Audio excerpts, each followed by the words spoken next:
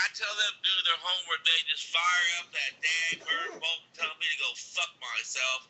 And they just sit there and listen to your goddamn show for 2 hours, and they can't get out of bed and go to school in the fucking morning. Oh, darn it. I'm off the air. I'm writing a letter to your fucking station. I feel so guilty.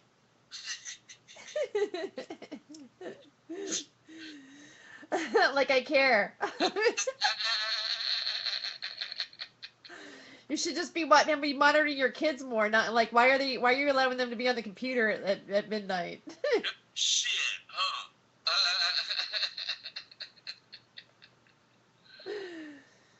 Let's see, no more fart. Here we go. And then Jessie, that's right? Jessie Sponberg. Jessie SpongeBob. Jessie SpongeBob. Alright, here y'all go. Let's see who answers the new notes. Okay.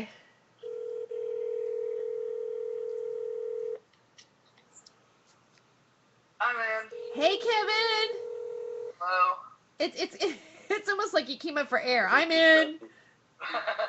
Marco. Hello. Hello. Hello. Is this Hello. Jesse? Is Yes, it ma'am. Hi, Jesse. It's Terry. Really? I was wondering who else would call me at midnight. I've got Kevin Korn with me. Oh no! Look out. He's co-hosting. No fart. Where's no fart at? Northflat is I don't know. I thought he was going to be here. If he's not, well, we can just go on without him. I don't know. He brings a lot to the table. He does bring a lot to the table. It was his is that Northflat? No. He was trying to ring his mobile phone. One of them there hot little gadgets to put in your pocket. People can call you no matter where you at. He said Hi, you've reached Brent RV LLC. If it's after 5 o'clock, we're not Like a fuck you going to guys. leave a message on. If nobody can call you on your fucking mobile phone, Jesus fucking Christ. Hallelujah. What kind of people you get on this show, Miss Joyce? You know what? It was his daughter's birthday today. Yeah.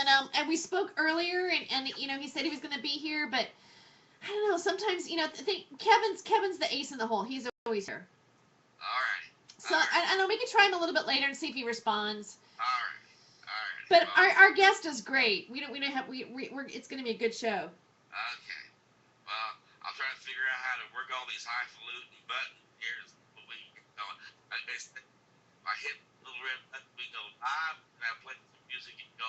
Whoa. We'll see how it works. Okay.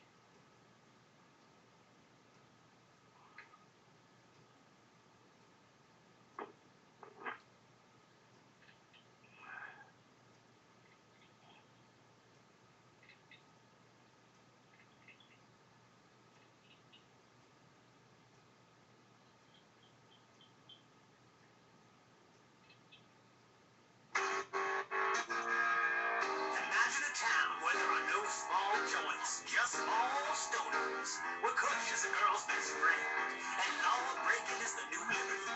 It's our Hollywood Hemptress Hour, hosted by your pretty blonde Hemptress, Terry Joyce.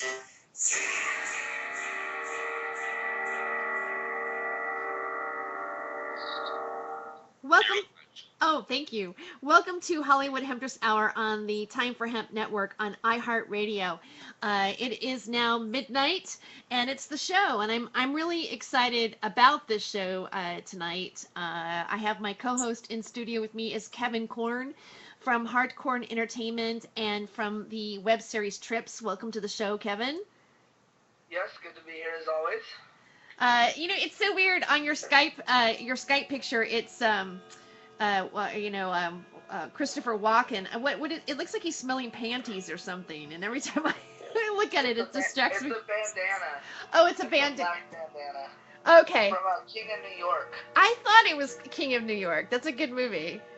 Yes. Yeah. So, and it also is my guest, who I'd like to introduce to the show. He is the host and creator of Fight Church TV that you can see online, as well as quite a prominent activist and a man of his community in Portland, Oregon. I'd like to welcome to the show Jessie Sponberg. Yay! Hey, thanks for having me tonight. Thanks for being here. How you doing? How are you doing at this hour, Jessie? Man, I just woke up like 15 minutes ago. You should have had a 10 p.m. show. I took a nap. I've had a long day. I've had a long day today, so I set my alarm. So it's okay if I smoke while I'm on the show, right? Absolutely. I mean, and you can smoke herb too if you want to. Oh, that's what I was talking about. Oh, Yeah, okay. I cigarettes mean, are bad. it's like, Cigarettes are bad. yeah. I mean, like I look. We have you can hear bongs in the background, and I mean, I smoke on the show too. So yeah. I mean, this is definitely this is about marijuana. So yeah, we're smoking, all of us. Um, Have you ever done a radio show on weed? definitely. I did Fight Church Particularly TV. great. I did Fight Church TV on Dabs. on the show, I remember that. We actually did it on the show while we were filming the show, We did. which is that's pretty hardcore. We're radical. We are radical. Although I vaporized it, so I guess apparently that's okay to do in a club legally. Yeah. So what do you guys do on this show? What do we do? Yeah, Well, what do we do? well, What do we gotta do? well. I mean, like one thing is I wanted to talk to you about like Fight Church TV. Get your opinions on cannabis. Talk about some of the other community work that you've been doing, and like kind of like just focus on like maybe like your plug, where our listeners can find Fight Church TV.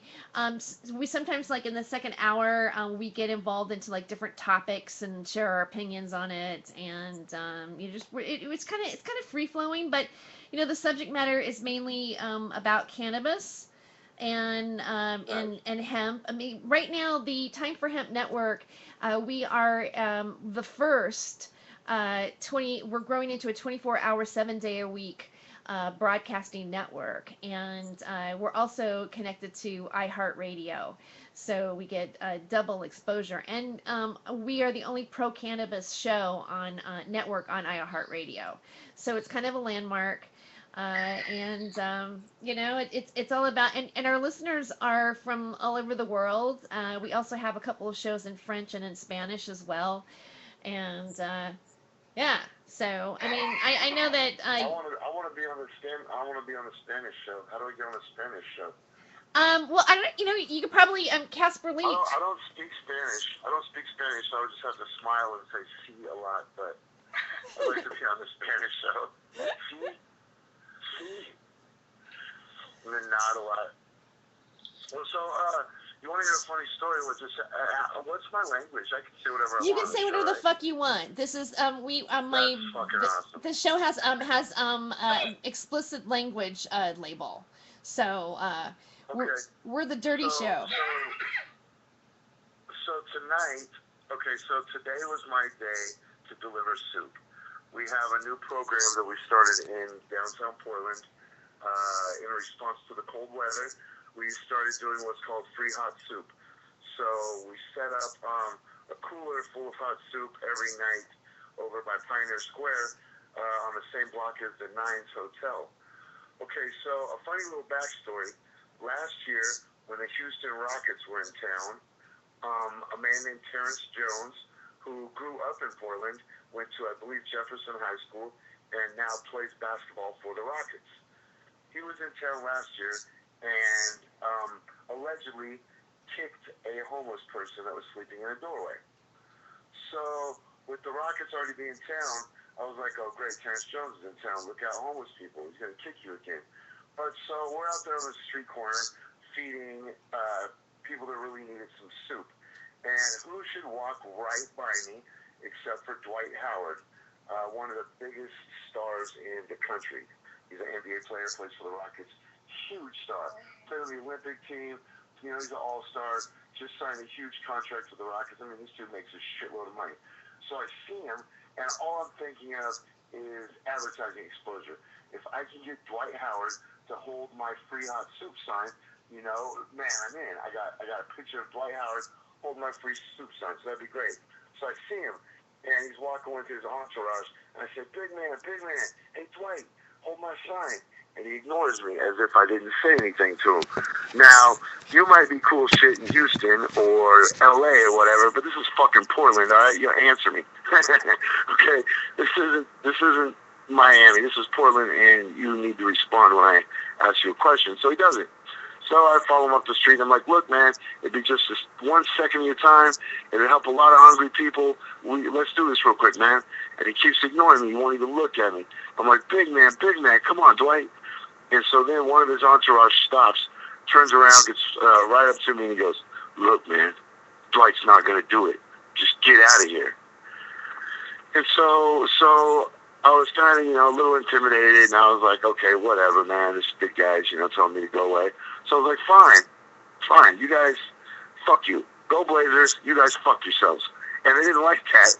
And so the one dude from the entourage turns around, and he goes, man, I'll smash you right here on the fucking sidewalk. You better get out of here, fool. And I'm thinking to myself two things. One, it sucks I'm sober because this is not fun when you're not drinking. And two, do you know where you are? You're 1 block from Pioneer Square. I will have 100 homeless people come and shit on your heads. Like, don't, not in Portland, buddy. Say that shit for Houston or LA. In Portland, I will have 100 homeless people go and kick your ass and give them free soup for doing it. So, I just want to tell you that's what I just got back from. So, fuck the Rockets and go Blazers, and I hope you break your leg. Hey, can you imagine if you would have fought one of his entourage, though? What kind of publicity would that have gotten? Right? That's the kind of shit that they would put on the news. Yeah. They're not going to go out there and tell everybody that you're handing out soup to everybody, but they'll come out and tell everybody, Dwight Howard's entourage beat up a member of Portland. Yeah, I didn't want to get beat up by those guys, though. Have you ever hung out with NBA players? Those guys can just dunk the ball. They just hold the ball like a tennis ball. Dwight Howard could just grab my head and put me through a hoop. Well, But I just thought it was really messed up, I mean, you got that much money. Drake was in town. Drake, the rapper, was in town the other day. And when he was confronted with homeless people, he donated a shitload of money to the Union Gospel Mission. And then I just received an email today that the Union Gospel Mission is undergoing huge expansion all of a sudden so that they can start housing homeless women and their children in a shelter. And I would like to think that it came from Drake's money. So when I see somebody like Dwight Howard do the complete opposite of somebody like Drake, it just reminds you of what a piece of shit Dwight Howard is.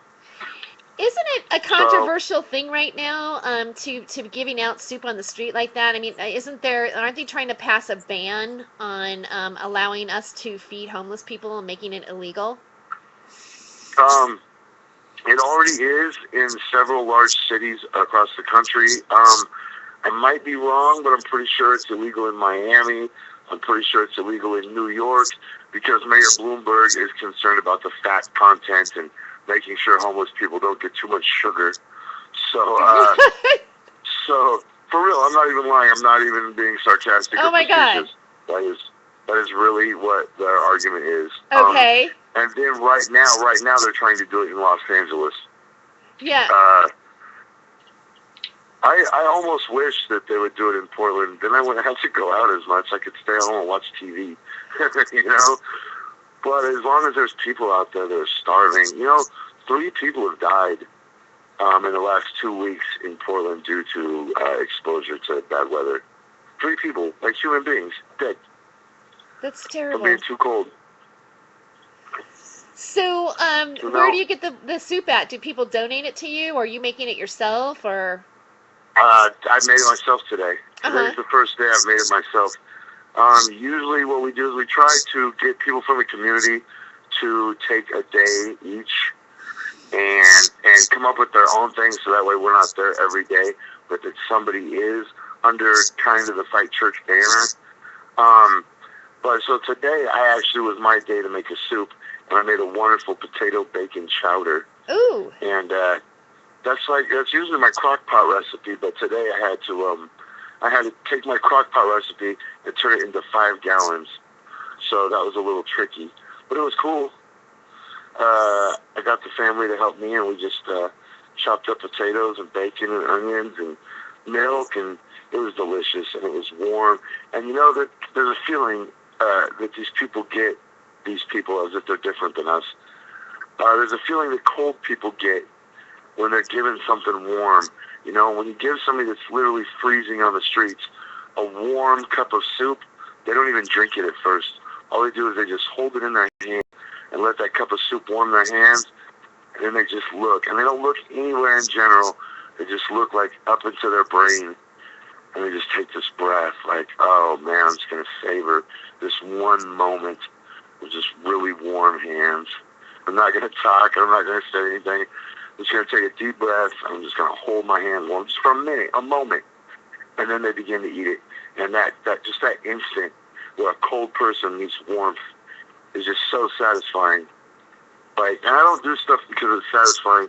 I do stuff because I have bad karma that I have to make up for. But the satisfaction is there too. You know, and I think for somebody else to come and help us out, they'd be really surprised. What a good feeling you leave with. Like, wow. Even if it's just one person. Because, you know, if you go into life, or you go into your day trying to figure out how to feed or change the lives of thousands of people, you're always going to be sad.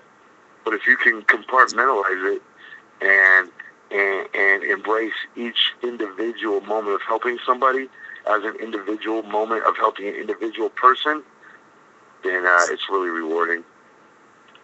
So if anybody wants to find that, you can find Free Hot Soup as a Facebook group if you're in the Portland area. And if you're not in the Portland area, then I encourage you to start a Free Hot group chapter in your own city. And if you need help, we will help you. And then you can be under the Fight Church banner. And we can all be on one big team. Well, I loved today. There was I looked on your Facebook and I downloaded it. I hope you don't mind it, and used it to let people know that you're going to be on the show. But you were outside with your sign Free Hot Soup, and I went okay, that's the picture that I'm going to put in the different forums. I just love it. It's heartwarming to hear. You know, what you're doing and what it's like when you do it. You know, I feel that one of the things that we need to remember is that we need to take care of each other, and that, you know, when you say like 3 human beings died in the cold, you know, that's you know, it feels like a lot of people just disregard that, like, oh well, you know, I mean, that's, you know, that doesn't matter, but it does matter, and that's the factor that's really missing on you know, our collective, of us thriving collectively. You know, especially these days with the issue of homelessness. Like when I was growing up, a bum was a bum. Now I pick my words carefully, but a bum was a bum. Usually, when I was growing up, and you know, when I was in my shoulder tapping days, we would have to look around for somebody to buy us some beer.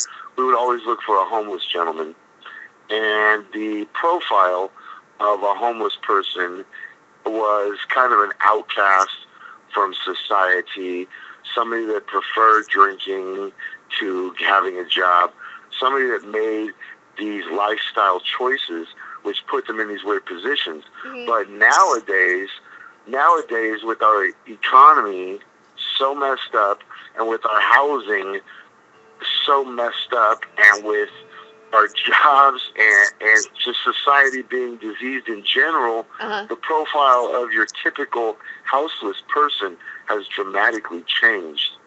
You would never, you can't guess anymore by looking at somebody if they are homeless or not. You can't. Some of these people that are getting this free soup from me look like absolute professionals, or people in their mid-20s that you would expect to maybe work at a warehouse or some assembly line or a factory. Those jobs aren't here anymore.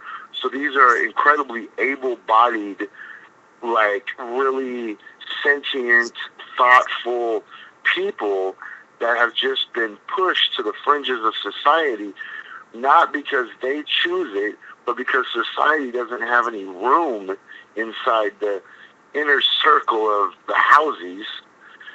that you can't even pick, oh, that guy's homeless, that guy's not, that guy is. Because you know what? Almost all of them are. Like, if you sat and just guessed, they're all homeless. Even if you have nice shoes and maybe still have a nice coat. Professional people, you know, we're all just one paycheck away from losing a job. Yes.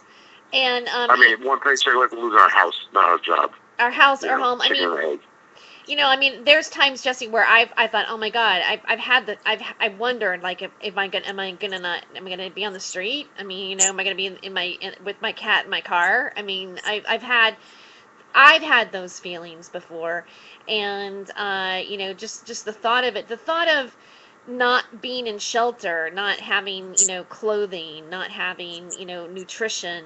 You know, those are, and then you go through the shame of it, you know, the judgment, you know, the feelings that you get from your peers and maybe even your family is I don't know, it just seems like people who don't have money or without or don't have homes, you know, people just walk, they could be lying in the street, people just walk by them as if it's just a tree there, or an object. You know, that brings two instances to mind which really illustrate that, what you just said.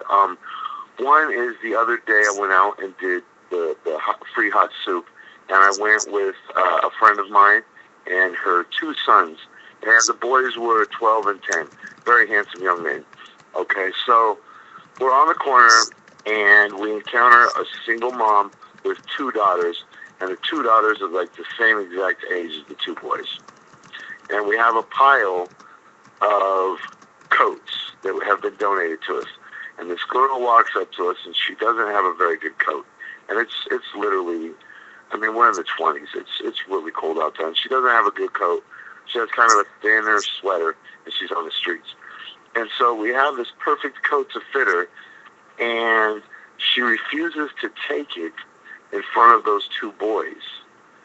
And at first, you know, she's like, I don't want it. And at first I was thinking, wow, what a little bitch. You know, I mean, her mom's trying to help her. But then after I thought, you know, you always want to be like the Buddha and try to put yourself in other people's shoes before you get too critical of the way they're acting. So you try to be empathetic. And then I realized how hard it must be for that beautiful girl to humble herself, to pick up a used coat from the sidewalk and put it on in front of those boys. And it really broke my heart, just the stigma of needing help and the way society puts you in a spot to be ashamed of yourself, or the way those people look at you and make you feel ashamed of yourself. And I know it's a self-esteem issue, but a lot of times even children are talking about, and we all know that self-esteem issues are huge in the adolescent community. Yes. And that's something that we really as human beings need to be thoughtful of. Because, I mean, they're humans, man.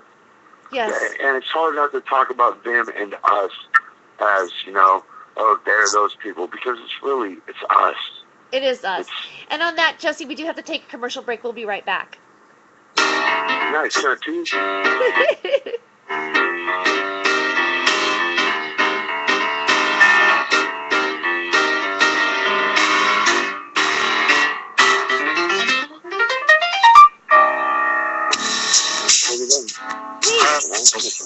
Most of you know me as a talk writer, avid snowboarder, and I'm also a medical marijuana patient. Like many of the million people who are living with multiple sclerosis, I'm in pain every single day. And sometimes my nerves are so raw that if you brushed up against me in the elevator, I'd scream. I can't sleep at night from the pain, and sometimes the spasms in my legs are so intense they will wake me up throughout the night. I've tried the strongest prescription medications available, and I'm going to tell you, they do not work. In fact, they leave me in stupor, and most of the time, it's impossible to even live your life. Now, I've tried medical marijuana, and I'm going to tell you something, it works. If you'd like more information about medical marijuana, you can contact the Marijuana Policy Project at mpp.org or call 1-877-JOIN-MPP.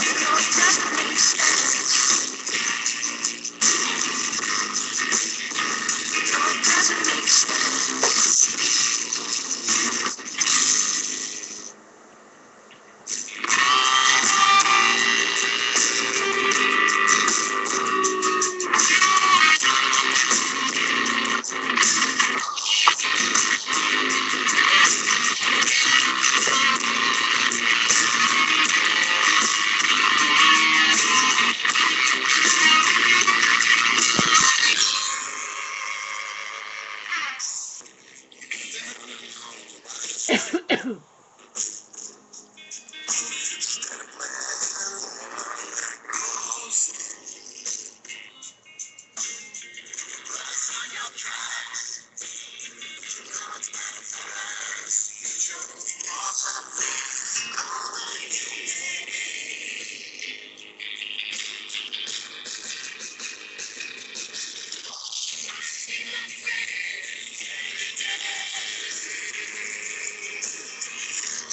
on a commercial break.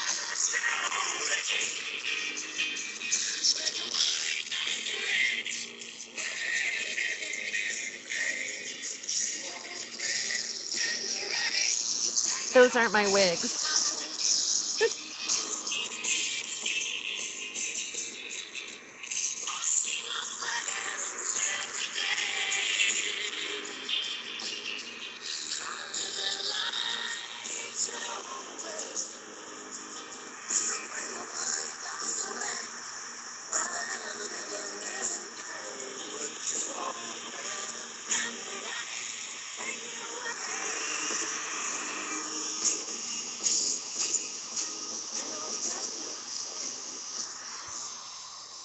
We're on a break.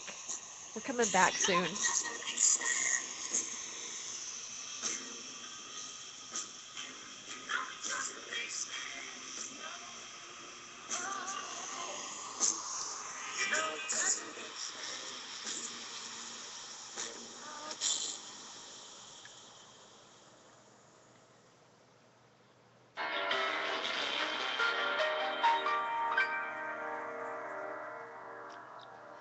Welcome back to Hollywood Hemptress Hour on the Time for Hemp Network on iHeartRadio.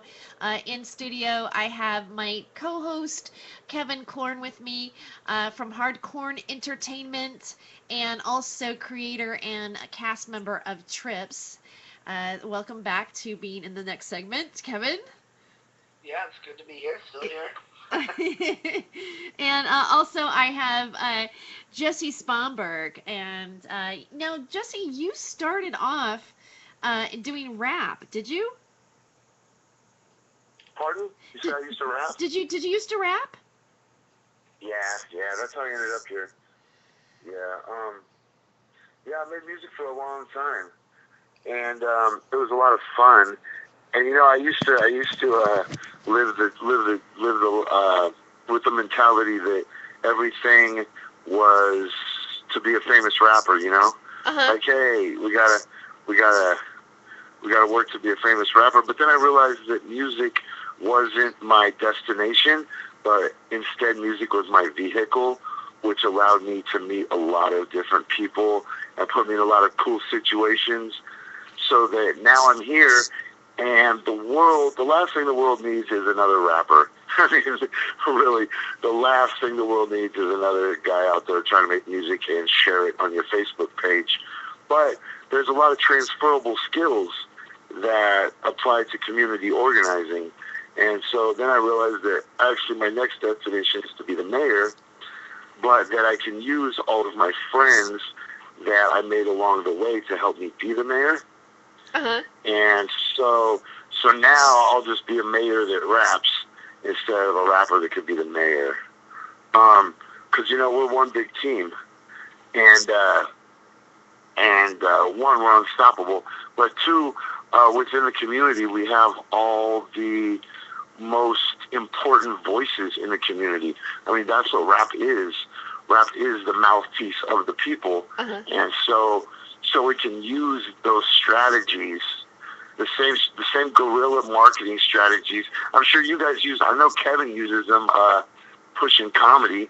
Those kind of strategies you can't really buy. You can just put them to use. And so we're gonna throw a coup on the middle C, but we're gonna do it using hip hop strategies. If that makes any sense. Yeah, it makes sense. It makes a lot of sense, actually. And where were you from originally, Jessie? Oh, I'm from Portland.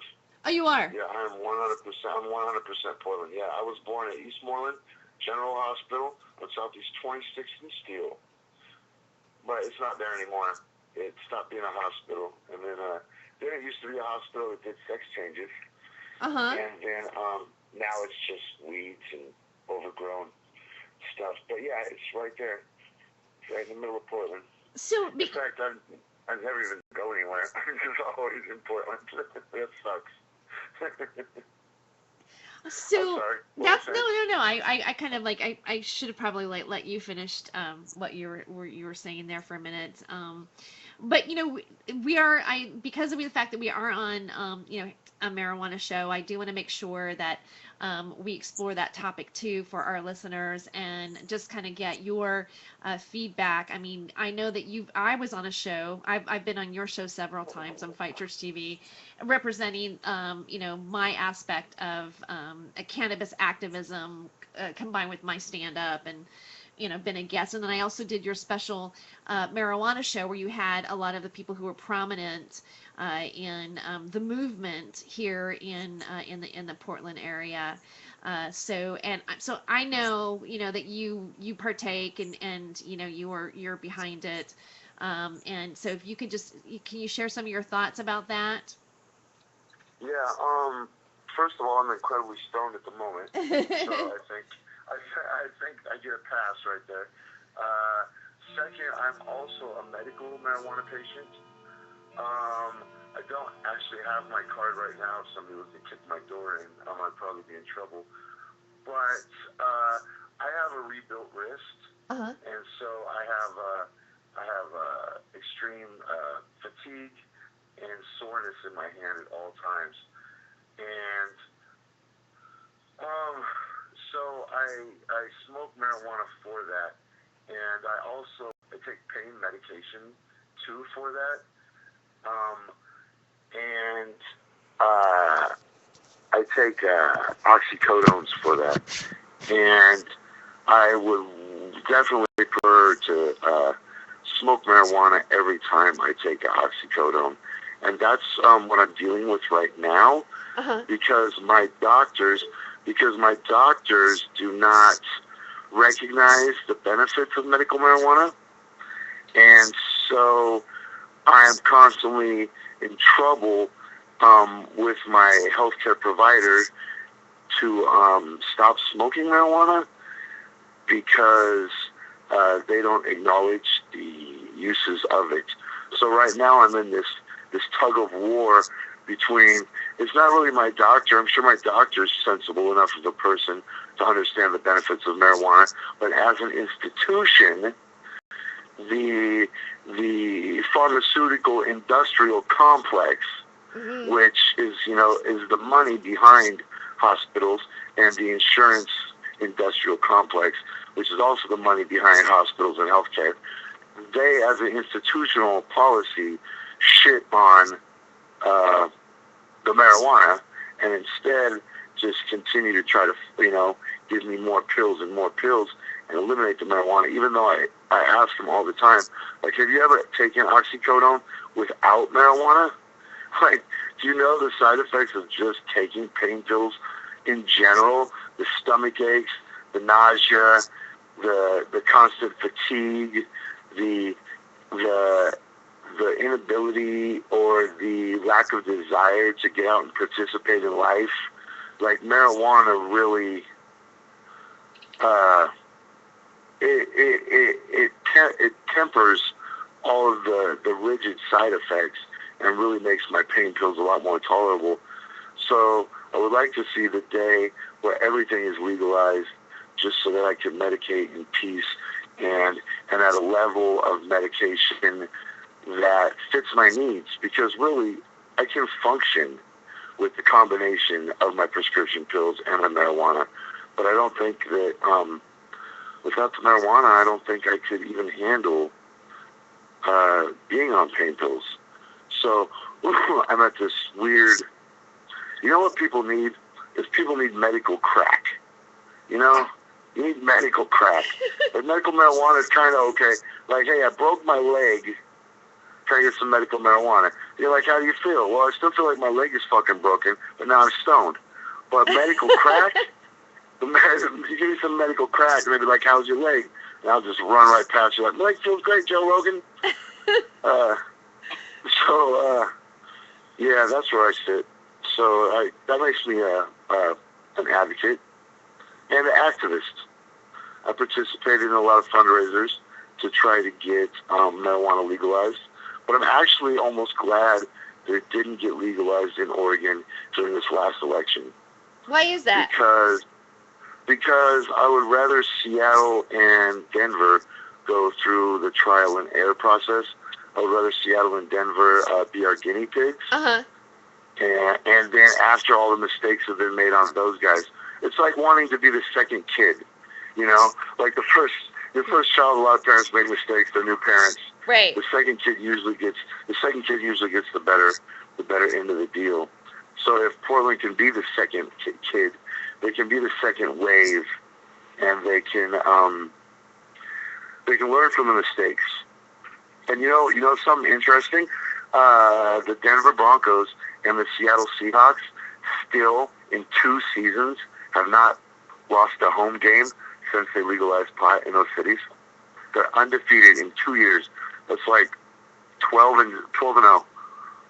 So all cities with an NFL team. I just read an interesting report on the ESPN magazine about the NFL to start not testing for marijuana, to let players in the NFL smoke marijuana to help ease pain of joints and whatnot.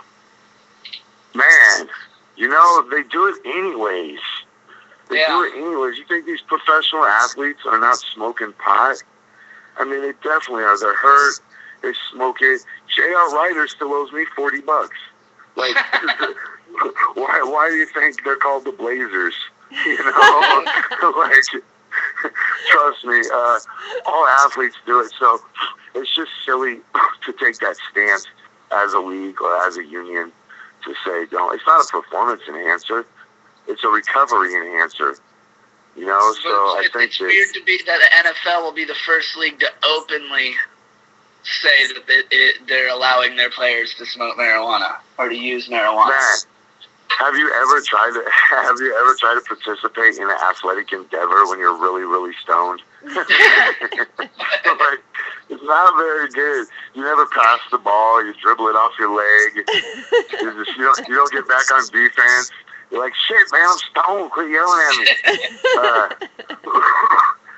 And then all the coughing. But yeah, it's not a performance enhancer. So if the players want to do it, it should be in their own individual contracts. Yeah, it's nice to hear from you, though, Kevin. I thought you were just lurking and talking, sitting there quietly in the background. I was like, is Kevin even there? Did you kill him already? Is he dead? Hey, so Kevin, while I got you here, what the hell happened at the Wu-Tang show the other day? Or, if you can call it the Wu-Tang show. I haven't got a chance to talk to you about that yet. It wasn't bad, it was really weird. It was like a tribute to ODB. It was like ODB's whole family was up in there, like his brothers, his mom, his dad. There was somebody's grandma. Old dirty dad and old dirty brother were there. Old dirty grandma. Yeah, the old dirty dad was hilarious. There was a bunch from there, but the Russians booted up. Like half of them didn't even want to come inside because the people who owned the venue. And the Russians were gambling too. The Russians were gambling. I have to say that. They had some illegal there was 13 men in a circle in the background. You can see them on the side near the green room, and you'd go, "Oh, something's going on in there. That feels illegal." What had happened is the owner, I think, got kicked out of the game early, so he wanted to shut the venue down. So he just basically started kicking everybody out. Wow, crazy. I got a Facebook message. That said, "Are you watching the live stream? Kevin Korn is trying to fight the bar owner." I was like, "What?" I was like, "Oh my gosh, I'm on my way home and I can't get a signal." So I didn't get to see it. Dude, he was first he was trying to kick them all out, the ones we even could get to stay, you know what I'm saying? The ones we could even get to stay was weird. So, because there was Raekwon of all of them was there, ended up showing up. I mean, there was a couple of original ones there, but they just didn't even want to hang out or stay. The venue was just horrible. Let's just put it that way. And then the owner comes in and starts kicking them out.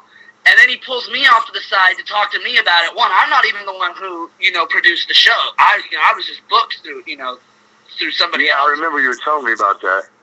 And on Thanksgiving. he pulls me off the side and starts threatening to chop me in half with an axe. And I'm like, excuse me?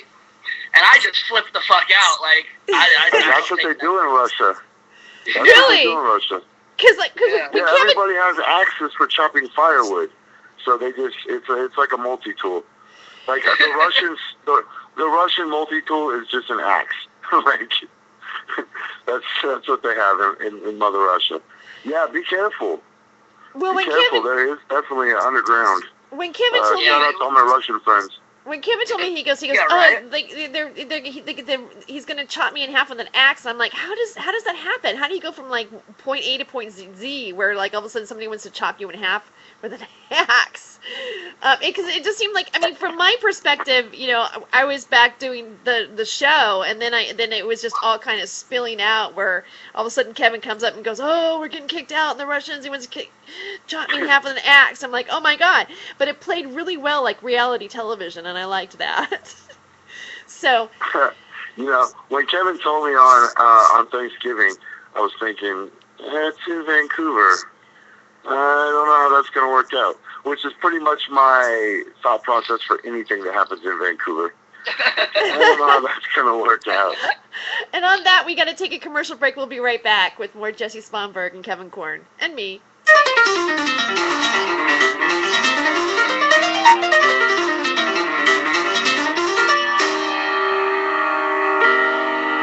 American farmers are losing their farms at a frightening rate. For generations, this land and the occupations that it provided were handed down from father to son. And over the years, laws passed by legislators have eroded this heritage. The government and our nation's banking system are slowly becoming this country's sole farm owners. So in order to turn the tide, the American farmer needs a successful cash crop. Now, hemp is a plant that's proven to be versatile in creating over 50,000 products, from cloth and paper to fuel and medicine. And when prohibition was leveled against liquor, it was still legal to grow corn and grapes for other purposes. Now, this should be true of hemp. Return our roots to America and help re-legalize hemp. Education and information. See what all the buzz is all about. It's time for hemp. It's time for hemp.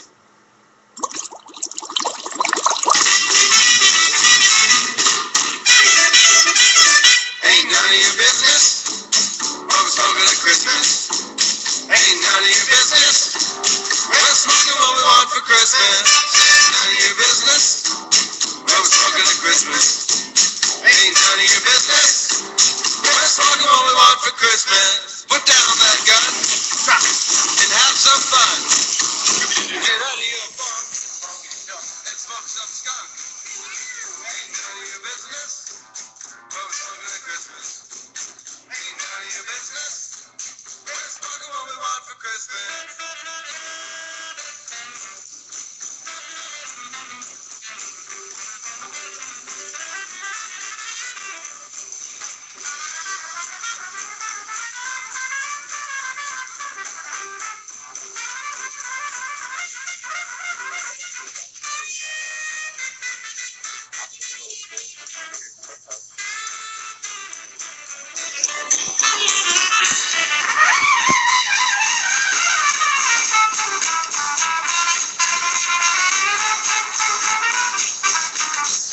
Ain't none of your business what we're smoking at Christmas.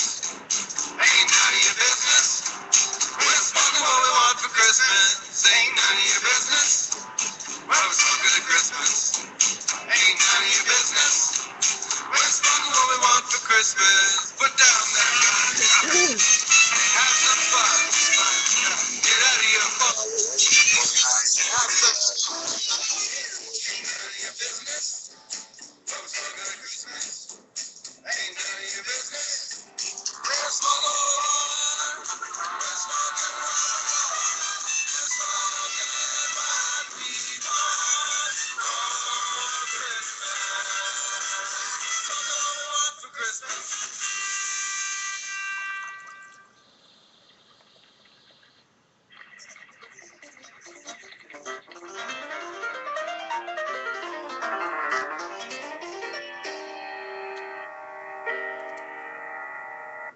Welcome back to Hollywood Hemptress Hour on the Time for Hemp Network on iHeartRadio. I am in our virtual studio with Kevin Korn from Hardcore Entertainment and Jessie Sponberg from Fight Church TV, which I want to get into here in a moment.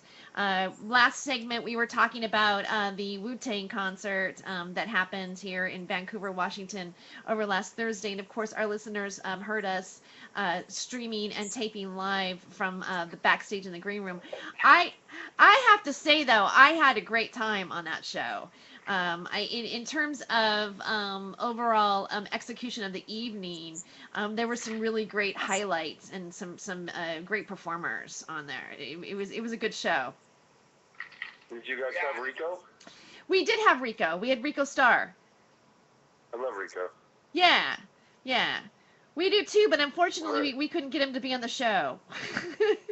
What? Yeah, I don't know. I won't go into it too much. He's a big timer. Yeah. Plus that motherfucker goes to bed early. You know, Rico goes to bed at like 10:30. Well, no, at that night. Whenever I have him on Fight Church, he gets yawning at about 9 o'clock. Stop yawning, Rico. You're on television. Oh, really? No. So that's because he smokes that good stuff too. He does. He does. Makes everybody sleepy. He didn't. I think I just dry snitched. Sorry, Rico. Yeah, it got late that it was pretty late that night. We actually were able to pretty much tape until the last 20 minutes. In the last 20 minutes, we had to leave the venue, and I was actually leaving the venue on air, and just kind of documenting it, and then had to do the rest of the last 20 minutes of the show from my cell phone in my car. But hey, it's the internet, right? You can keep going. Like what? Where are you right now? Are you in your boxer shorts or? No, I'm fully dressed. I actually took my nap with my shoes on, so I would wake back up. Why do you have your show on at midnight? Are you trying to nail that 3 a.m. in New York demographic? Well, one of the reasons why I chose the midnight hour, 12 a.m. to 2, is because so I could go do stand up, and then like let's say I was like working at a club or something like that, or doing a one night show, I could go back to my hotel room and I could just turn my computer on, and then I would be able to broadcast. That was, nice. It fit into my schedule well. Also, the show is archived. So, after this, you can download it at any time, and that's really where your listeners really come from, mostly, especially with the internet. And then I also live stream on iHeartRadio, right? On iHeartRadio, and also we have our Time for Hemp network, and then I have all of the hosts have their own show page as well, so you can go onto the show page and listen to their show, and then you can find their archives through that as well. And then we're also uploaded to iTunes and Spreaker and Tumblr and Reddit, and then we have a little icon that you can download app on your Android, and it definitely, like, the longevity of what is happening today is way beyond today. That's what I really like about internet radio. And then I'm also live streaming it from my own live streaming broadcast, so I actually tape what's happening behind the scenes. And then sometimes, Jessie, I do Friday night lingerie show, so I will dress in my lingerie. What? So yeah, so whoever taps in will see me in my lingerie during the show. Wow, good thing I was doing a Wednesday, because I don't have any lingerie. Well, I just have to wear a wife beater or whatever you're supposed to call them these days. Well, I don't know. I still haven't found a suitable substitute for calling them that. They're just wife beaters, but you can't call it a wife beater because that's bad. So, like, my A-frame tank top, my white ribbed undergarment tank top. Yeah. I don't know what to call those. I don't know what to call them. So, maybe people can tweet us. Oh, yeah, you can reach me on Twitter if you want, at Ozone2016, if you want to respond to anything I say. Great. Or you can find us on at fightchurchpdx.com. That's our real website. That's what we really do, is Fight Church. Yeah, that's what I want to get into Fight Church. So I love Fight love Church. to tell you about Fight Church. Let's talk about Fight Church. I'd like you to tell the listeners what Fight Church is. Like as if you're opening your show. What is Fight Church? Okay, well, check this out. The show is actually Fight Church Television. Fight Church itself is bigger than just the television show that we do on Mondays. So kind of. Let's see. Have you ever read the Dead Sea Scrolls? Not yet. That's kind of Fight Churchy. Or have you ever translated Sumerian texts? That's Fight Church. Or you ever wondered what Jesus did, like during the 30 years that he wasn't in the Bible? That's Fight Church. And the fact that we know the answers to all those things and kind of keep it secret is what makes Fight Church awesome. Is Fight Church isn't necessarily like a physical place. It's more of like an ethereal, esoteric place in the universe. It's like a mindset and an understanding where when you encounter people that understand and know the truth, you kind of know that they know what's going on really, and you kind of just make that little half smile to each other, and then you just operate within life. So the rest of the people running around you don't even realize what's going on, but secretly the people that do realize what's going on meet in secret. And so that's like how Fight Church Television is manifested, because ideally what Fight Church Television is a front for our secret Russian Baccarat game, or canasta or whatever. Canasta, that's our version of it, you know, and we meet with like-minded people to discuss civilized, next-level esoteric topics. Like, you know, a real conversation that goes on at Fight Church is, how do we save the world? Versus, did you see Kim and Kanye? You know, those kind of humans aren't Fight Church, and you can kind of see it. But then you can kind of tell people that are Fight Church.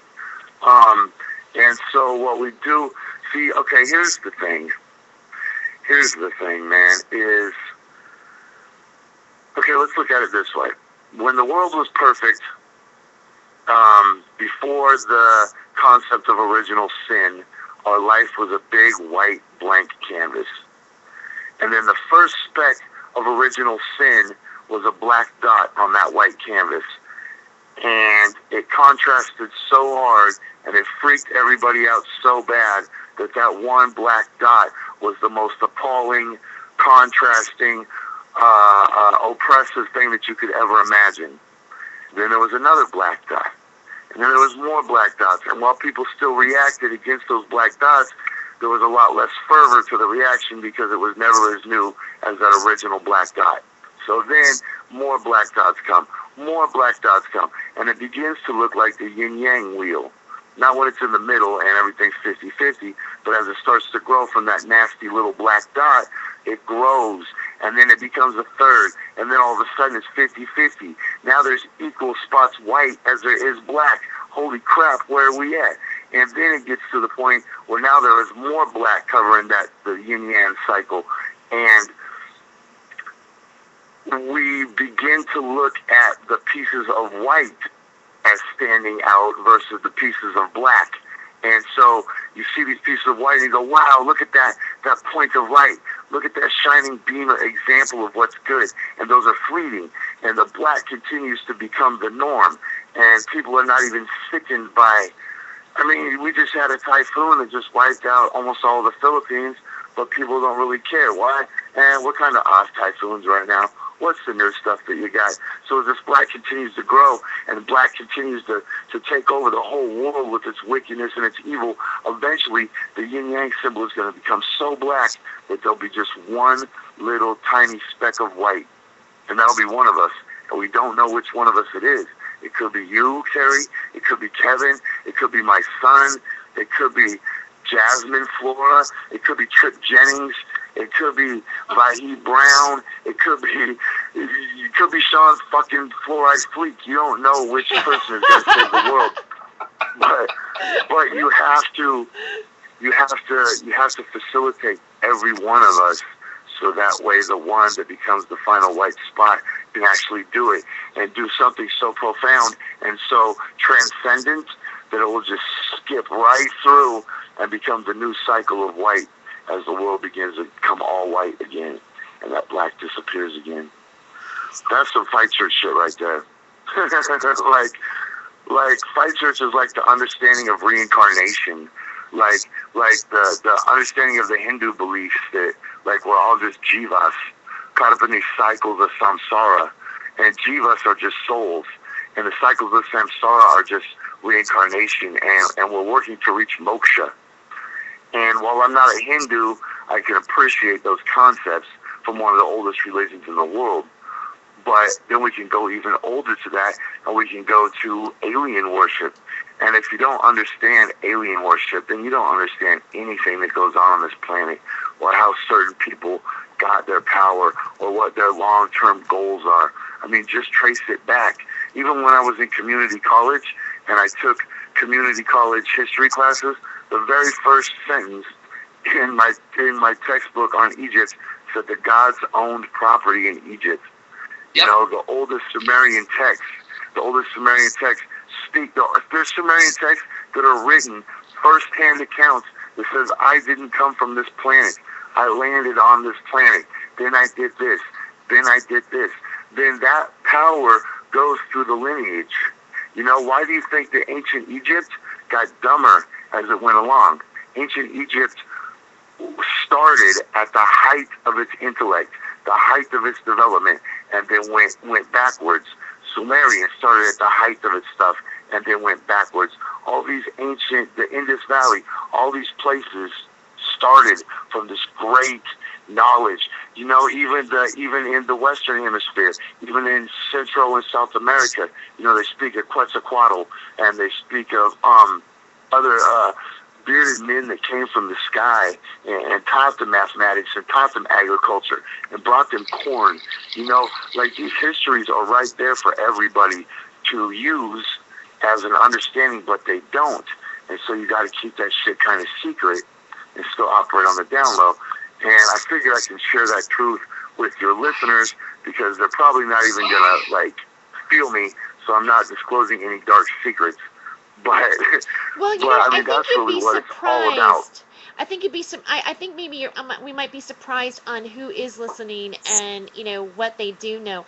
And my theory is that, I mean, I know that since I wasn't always, again, a marijuana smoker as much as I am now, very, very sporadically, but as I have started smoking and as I have had the life experiences that I have that have caused me to open my eyes and take a look at a few things, then I also can, you know, understand what you're talking about.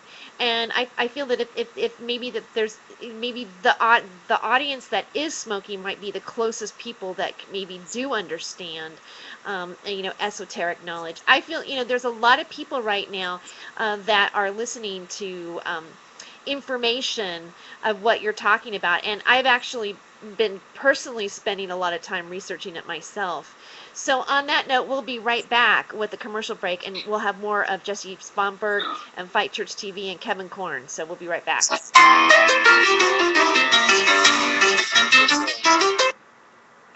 My name is Angel Rach. I'm a mother of 2 teenage children, and I fought all the way to the Supreme Court for the right to use the medicine that saved my life. What? Permanently disabled for 10 years. What? I guess he's gone. Are you there, Jessie? No, I'm here. Okay. Hello? Okay, I thought you said something. No, I just put you on speakerphone so I could listen over the break, and then I was having a side conversation. Oh, okay. I'm sorry. You know, I was asking my kid if I went too far with talking about ancient Sumerian. Oh, you can't go too far. You can't go too far with that. I love it. Yeah. You sounded more credible than that guy with the crazy hair on, like, Ancient Aliens and shit, so. Yeah, oh, no. Yeah, George Sokolos. Hey, man, I knew that guy before he was famous. Man, that guy, as soon as I see him on anything, I'll watch something, and then as soon as I see him on it, I'm like, oh, there goes the show. Oh, I like him, actually. No, see, I like him. I that need to keep dude is getting right. Huh? That dude is so right about almost everything. I know, but he's so crazy the way he just. See, I like him. Yeah. Well, I mean, Oh man. because I But just think he's just think, if you knew the truth, like, why would you give a shit about your hair? Just keep pushing Like it. Einstein. Keep pushing it to the moon. Because you know how much he has to, like, gel he has to put in it to actually keep those wings like that. Yeah. Like, you know, he takes a lot of time to make it look like that, and that just cracks me up. well, I think he's flamboyant. It's grown every season. Every season it's just become more of a It's mockery a little of bit itself. longer, I know. Hey, so I'm doing okay? Well, you're Yeah, doing man. great, Jesse. I love this interview. I mean, I love you know, about what you're doing, letting people. I've been wanting to have you on this show since the onset of me starting it. So Man, thank I'm you for just really being bad here. about staying on top of stuff like that. Oh, that's okay. I kept bugging you, so now you're finally here. You know? Right? I usually always do it for selfish purposes. I'll like save all my appearances up until right before I have something going on. But why not? Like I mean, that's when you tomorrow use it. afternoon, I gotta go do the Jamie Stewart's emotional weather report. Nice. Well, I enjoyed being Yeah. a guest on your show. Was it about a month ago? On What? Jesse Sponberg? This is Casper Leach. Oh, Casper Leach. Yeah, I was on Fight Church about what, a Casper. month and a half Yes. ago. Well, I didn't know you were in Yeah, Fight Church. yeah, Casper, how are you? Fine, thank you. Happy Thursday. This is Casper's network. This is Casper's network. Oh, no way. Yeah. Yeah. Oh, now I feel super special. I talked on the show about how iHeartRadio picked up my show and made me a network and kind of fell in my lap, and I didn't know what I was going to do with it until now, and this is what I was doing with it. Yeah, I totally remember that. And I wanted to get on your show and on your network. And now I'm at least on your network. Hey, check it out. Glow-in-the-dark chemtrails. That's awesome. Right? We got about Hey, you know, when we go back after the break, Terry, when we go back to the break, I'd like to kind of stay on that topic Sure. like I'd like to take it, fast forward it now, and like talk about why these people are passing these laws that don't, you know, protect our air or our water. Like, why does our leadership not require the same air as water as us? Okay. Just to finish my thought. Sure. Just to, you know. Okay. Okay, cool. Yeah.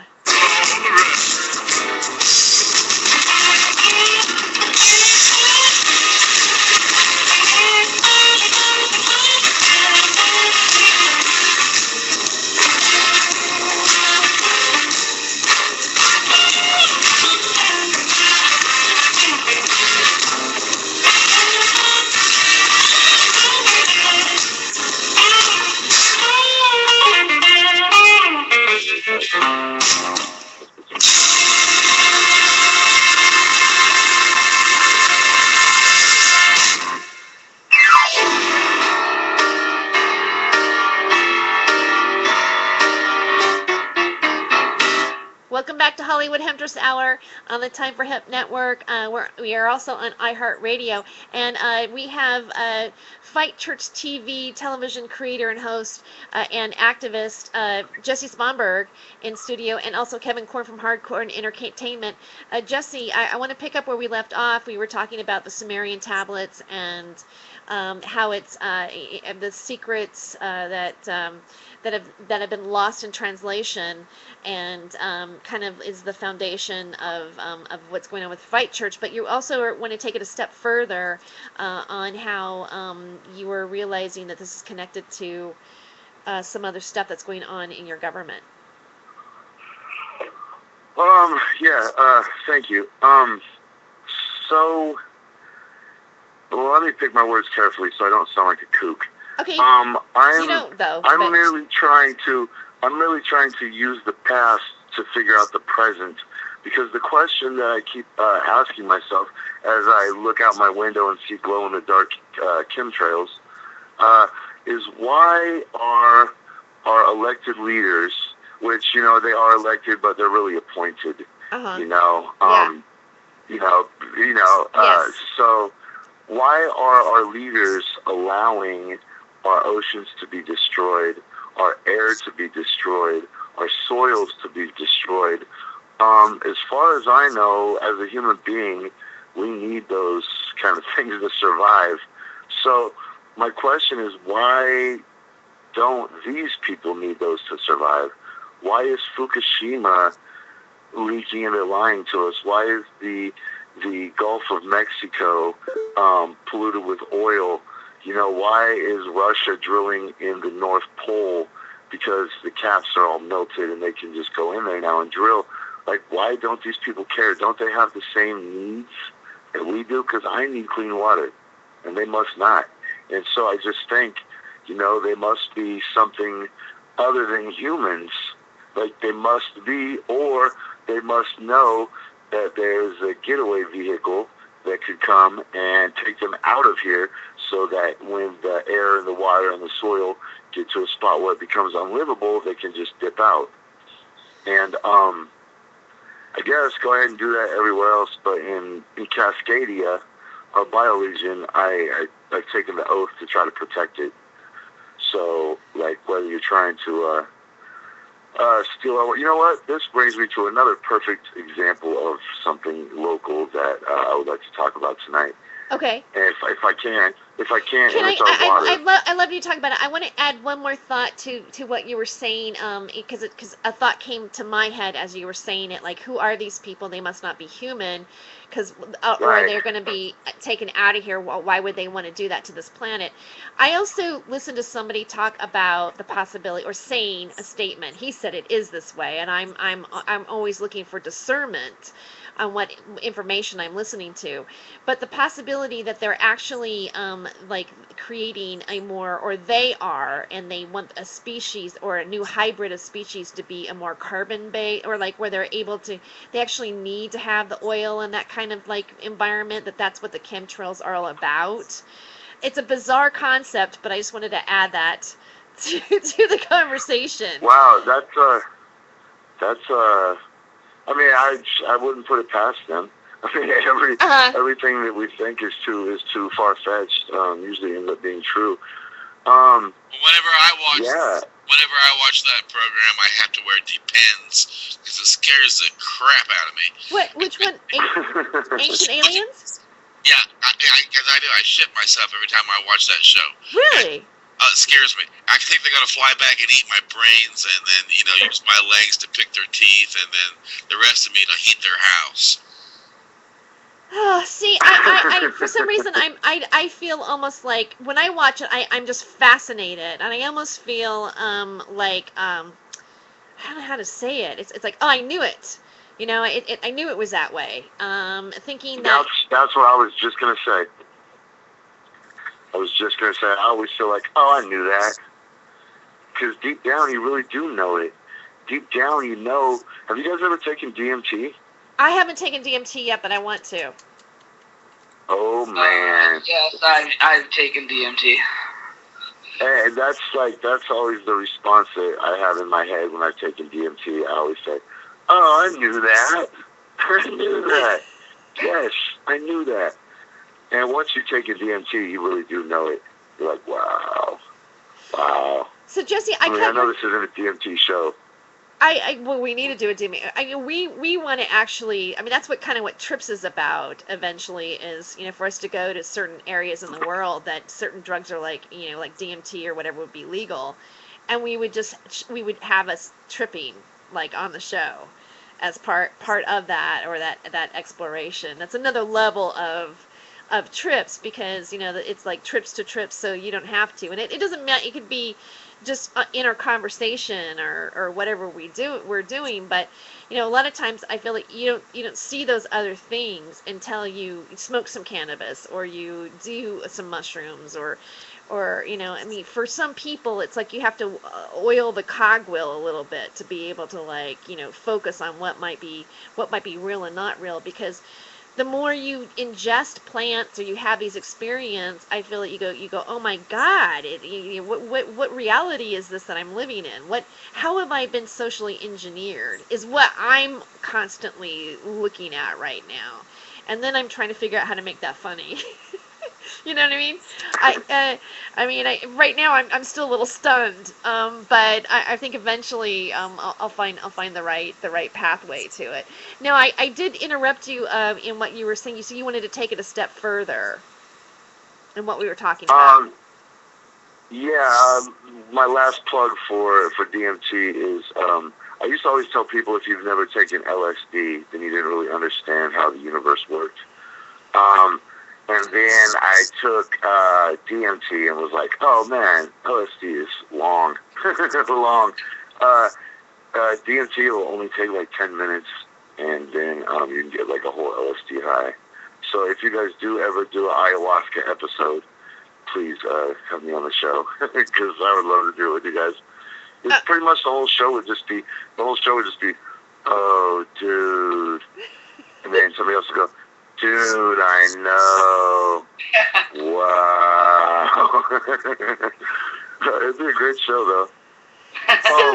What your kind of, because one time I was at Fight Church being televised, and you asked outwardly about, do you guys believe in aliens? And a lot of the people on the panel kind of shunned it. I think Jason America kind of maybe acknowledged a little bit that maybe it was actually really out there. But when you start to talk about that to people, you automatically, I've been like just completely like told, oh, honey, you're out of your mind. And I kind of feel like, wow, I find it odd. Like I almost feel like annoyed by it, or how do you know that it's not, like, do you think that, what you've learned in the Bible or what we think is actually, no one knows what's actually really going on unless you're the person that actually had contact with somebody, Right. Yeah, you wouldn't know either way. And, here's the thing is the evidence is overwhelming. I mean, it is truly overwhelming that if you were to take it into a court of law and sit down with a judge and you had to prove one way or another, it is overwhelmingly viable that not only were we put here by them, but we were constantly visited by them, and that, man, do you guys know the Travis Walton story? No. Okay, Travis Walton, they made a movie about it called Fire in the Sky. Yeah, that's really, yeah. Travis, it has James Garner in it, which is the big key to making it successful. Is James Garner's in it. Anyway, so it's a true story about a guy named Travis Walton, and him and his buddies, there's like 8 of them or something like that, and they went out to the woods, and they went camping, and a UFO came and shot down and abducted a couple of them. And so then it shot him back down to Earth, except it kept Travis up in the UFO. So when they all came back down, they went back to the city, and they're like, dude, our friend is gone. He went up in the UFO. And they're like, yeah, right, you guys murdered him. And they're like, no, we didn't murder him. And the cops wouldn't believe him. So they arrested all these guys. And they all took lie detector tests. And they all passed their lie detector tests. But the cops were still like, well, the guy's gone. And they searched the woods, and they couldn't find any sign of Travis Walton. And then 3 or 4 days later, all of a sudden, Travis just shows up naked in a phone booth, shivering. And so the cops go and get him, and they're like, where the hell were you? And he's like, man, I was in a UFO. And they're like, no, you weren't in a UFO. And he's like, I was in a UFO. So he passed the lie detector test, and then him and all his friends underwent hypnosis. And under hypnosis, they all had the exact same story. And, that's just one example that I like to refer to. But literally, you could tie up the court system for weeks just presenting expert testimony that would prove it. Just the geometry on the planet Earth, just the fact that all of our big monuments that we can't explain are all laying on ley lines, which means that at some point somebody understood the magnetic fields of the Earth, and the fact that they match up perfectly with the cycles of the stars means that somebody had to have been watching the stars for several cycles to even be able to start building on such a monumental scale. And then to think that the Sumerian tablets actually like tell you the colors of the planets when white man didn't even discover Pluto until the 40s, but it was spoken about, you know, or the Dogon tribe. Yeah. The Dogon tribe in Africa. They've been telling people for hundreds of years that they came from Sirius A and B. Yeah. That they came from a 2-star system. And then the white man's finally figured it out, and they still dismiss it. That's because white man is crooked, and they want you to believe in that mixed up Christianity where the true Genesis stories, the true Ethiopian versions and the Sumerian versions of those are twisted up into a monotheistic version. Kevin, you know, when we were in Utah, you know, he went to some of the an area where it had a lot of the Mormon religion paintings and stuff up, and wasn't there a combination of like Babylonian art with their religion? Yeah, they had stuff there that was just way ancient. Like, they had Sumerian text written in some of their scripture, and it was like straight from like the 1800s, signed by Brigham Young himself, and it was just crazy. They had some art in it. It was just, the whole city was just really weird. How weird downtown. If you've never been downtown Salt Lake City, dude, it's a trip. And they have like this huge mausoleum, like this. It almost looks like the Disney Princess Castle, right in the middle of the city. And everything around it is just ancient, like anciently built. And it's all like fenced off, and like you can't really get to it, but you can see it. Like, you can walk up and see the wall. It's just weird. And everything's on camera. There are cameras everywhere.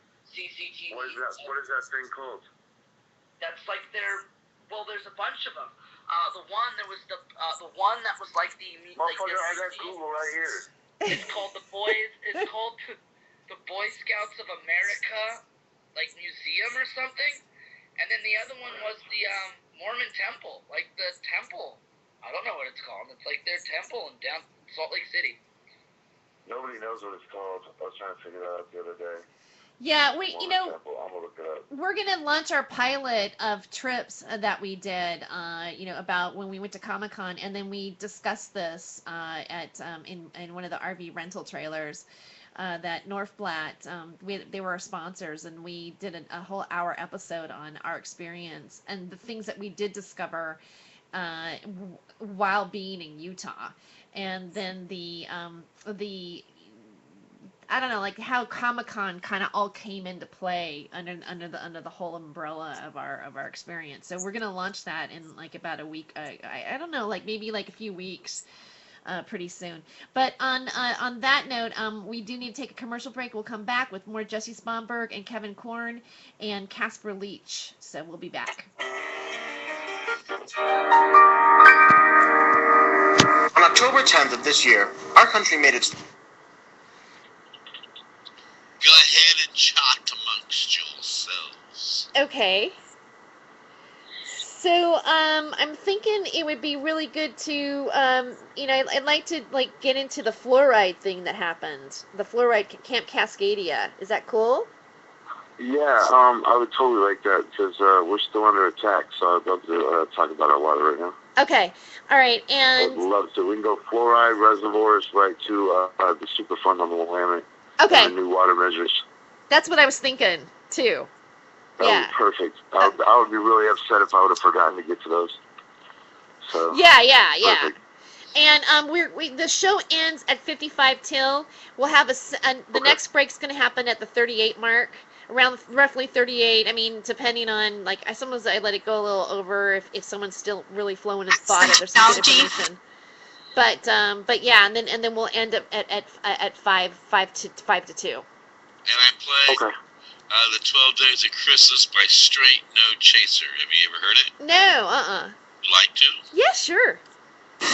They first performed a cappella a decade ago at Indiana University and then went on with their lives, only to have an old video performance go viral last year on YouTube. Now, with a major label recording contract and a new holiday CD in hand, They want to share with us the performance that made it all happen. Ladies and gentlemen, Straight No Chaser. On the first day of Christmas, a partridge in a pear tree. On the second day of Christmas, my true love gave to me 2 turtle doves and a partridge in a pear tree.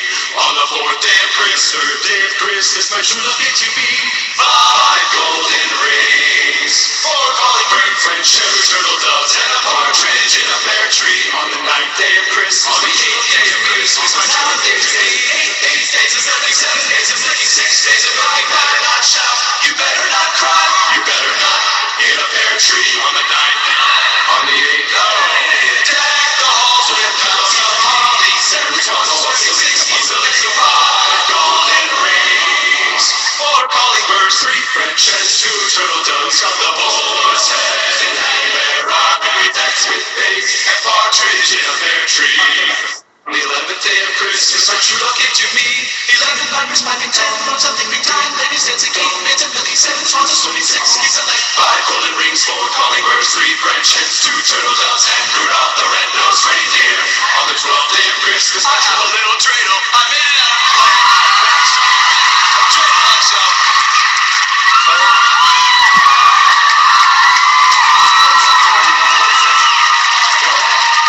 Dreidel, dreidel, everyone sing it with me? I made it out of clay, and when it's dry and ready, a dreidel I shall play. I dreidel, dreidel, dreidel, I made it out of clay, and when it's dry and ready, a dreidel I shall. It still doesn't. Thanks for the light cues up there, that was nice. That part wasn't. You rehearsed it. On the 12th day of Christmas, my true love gave to me.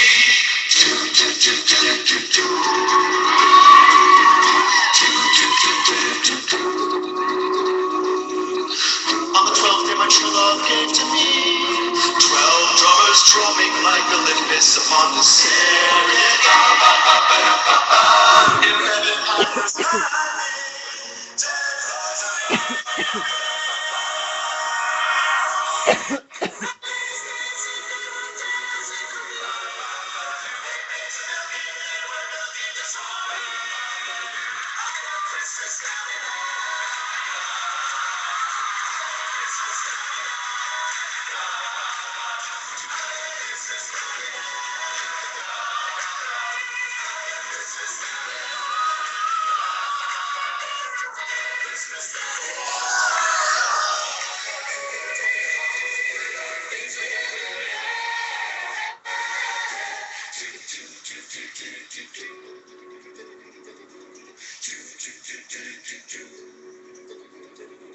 Partridge in a big pear tree. Partridge in a big pear tree.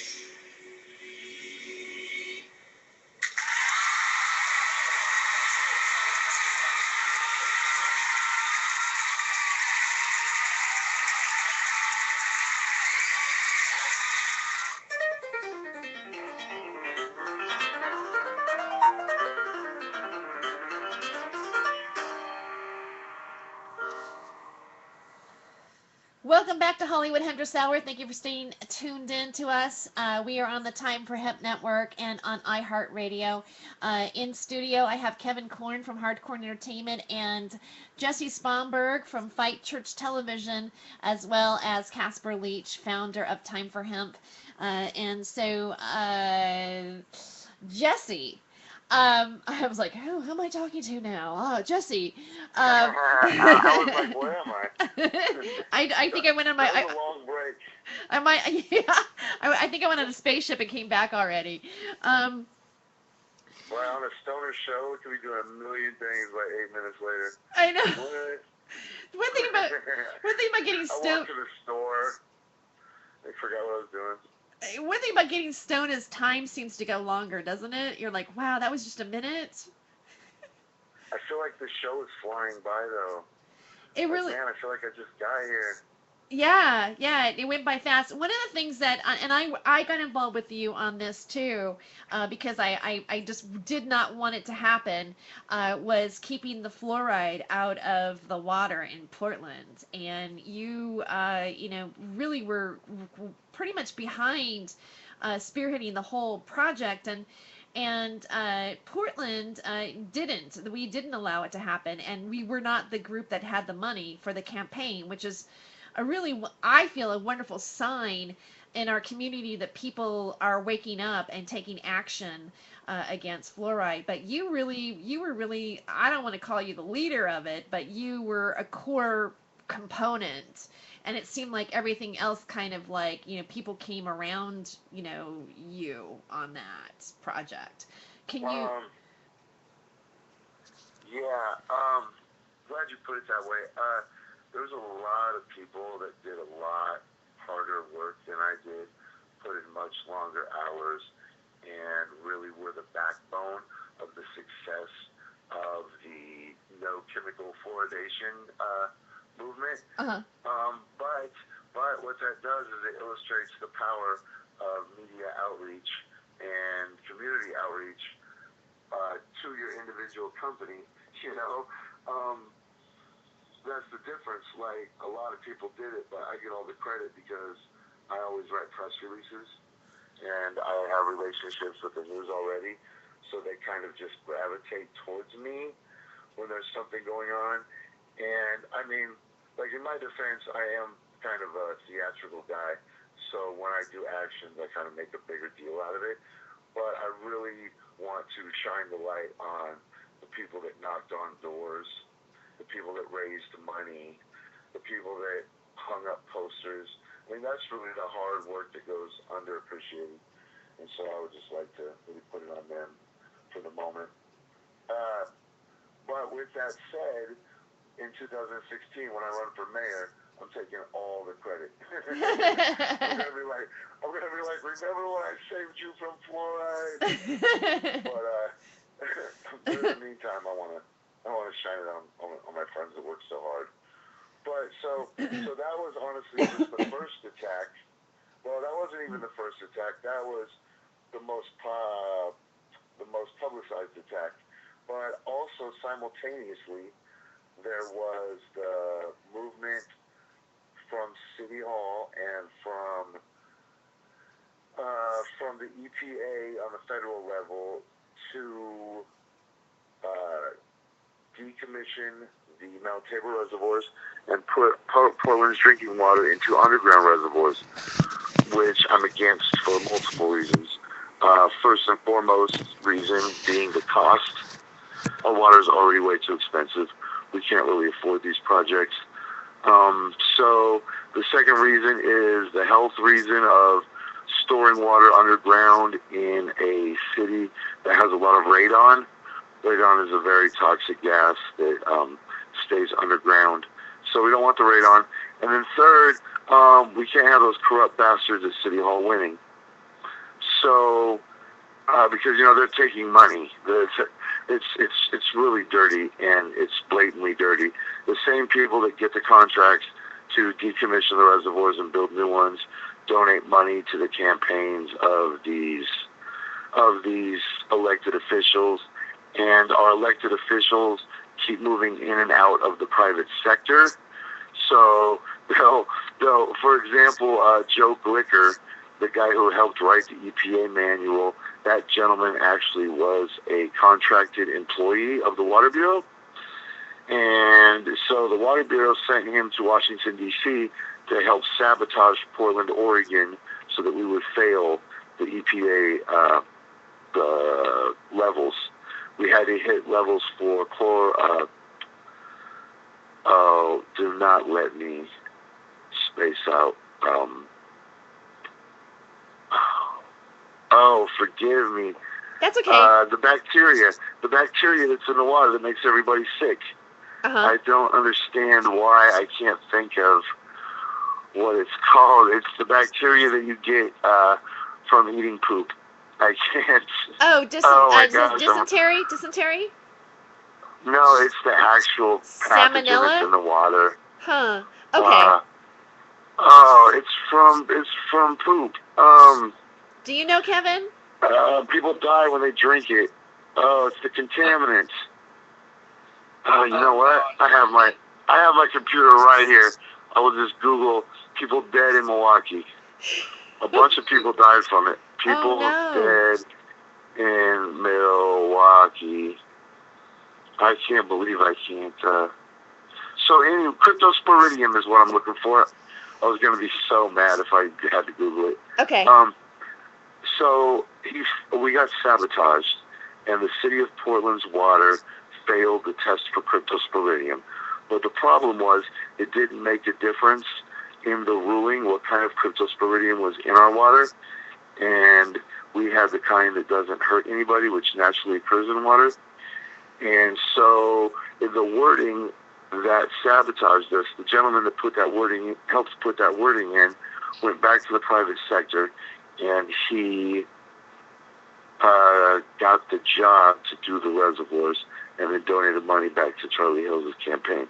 So it's all a nasty cycle. I can't believe it took me an hour to explain that. I'm so sorry. That's okay. So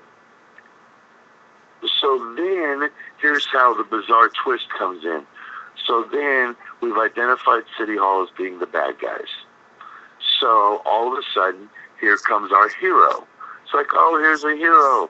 What does this guy want to do? Oh, he wants to take the power from City Hall and put the Water Bureau and the Bureau of Environmental Protections under a Citizens Review Board, right? So then we get what's called the Citizens Water Bureau or something like that. But then when you look at the fine print and you realize who the money is behind this knight in shining armor that comes to save everybody from the Water Bureau, you realize that it's just another evil entity of big money disguised as the good guys. Yep. And what it is it's the large-scale polluters that have been polluting the Willamette River this whole time.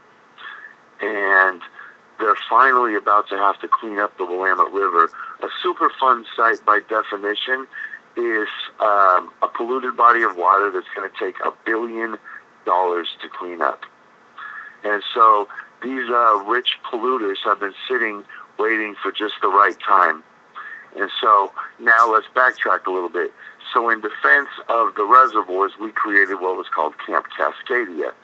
Now, Camp Cascadia was a complete citizens movement to protect our water rights, and our watershed, being Cascadians. So we rallied on Camp Cascadia, and that became the perfect moment to capitalize on our momentum. And then here comes those rich guys pretending to be the saviors for us. And they stole our momentum, they stole our thunder, and they were like, guess what? We're going to save the day by taking these away from City Hall. But really what it's doing by taking that away from City Hall is setting it up for them to avoid having to pay for the cleanup of the Willamette River. I mean, if you think that these rich people give a shit about the ratepayers, like I care about the ratepayers, I genuinely care about the ratepayers. When I'm in that park, I have benevolent intentions. But these wolves in sheep clothing want to come in. And have you ever seen the Star Wars episode where Jar Jar Binks gets to work, he gets to be in the Senate? Like somehow Jar Jar Binks is like proposing measures in the Galactic Senate. You know, they're all sitting there. Yeah. And people are mad. People are mad about the way the Republic is being run. So they tricked Jar Jar Binks into casting a vote of no confidence in the Republic. So what that does is it opens the door for Emperor Palpatine to move in and take over. And that's exactly what they're trying to do with the people of Portland. The people of Portland are Jar Jar Binks, and the bad guys are Emperor Palpatine. And they're trying to get us to cast a vote of no confidence against City Hall to strip them of our power and give it to the Emperor so that the Emperor can pollute our rivers. And I'm not fucking falling for it. And a lot of my friends are falling for it, and they say, well, isn't it better than what we have? And the devil that we know is always a little bit better than the devil we don't know. Uh-huh. But in this case, we do know the second devil. They represent the water users and the polluters.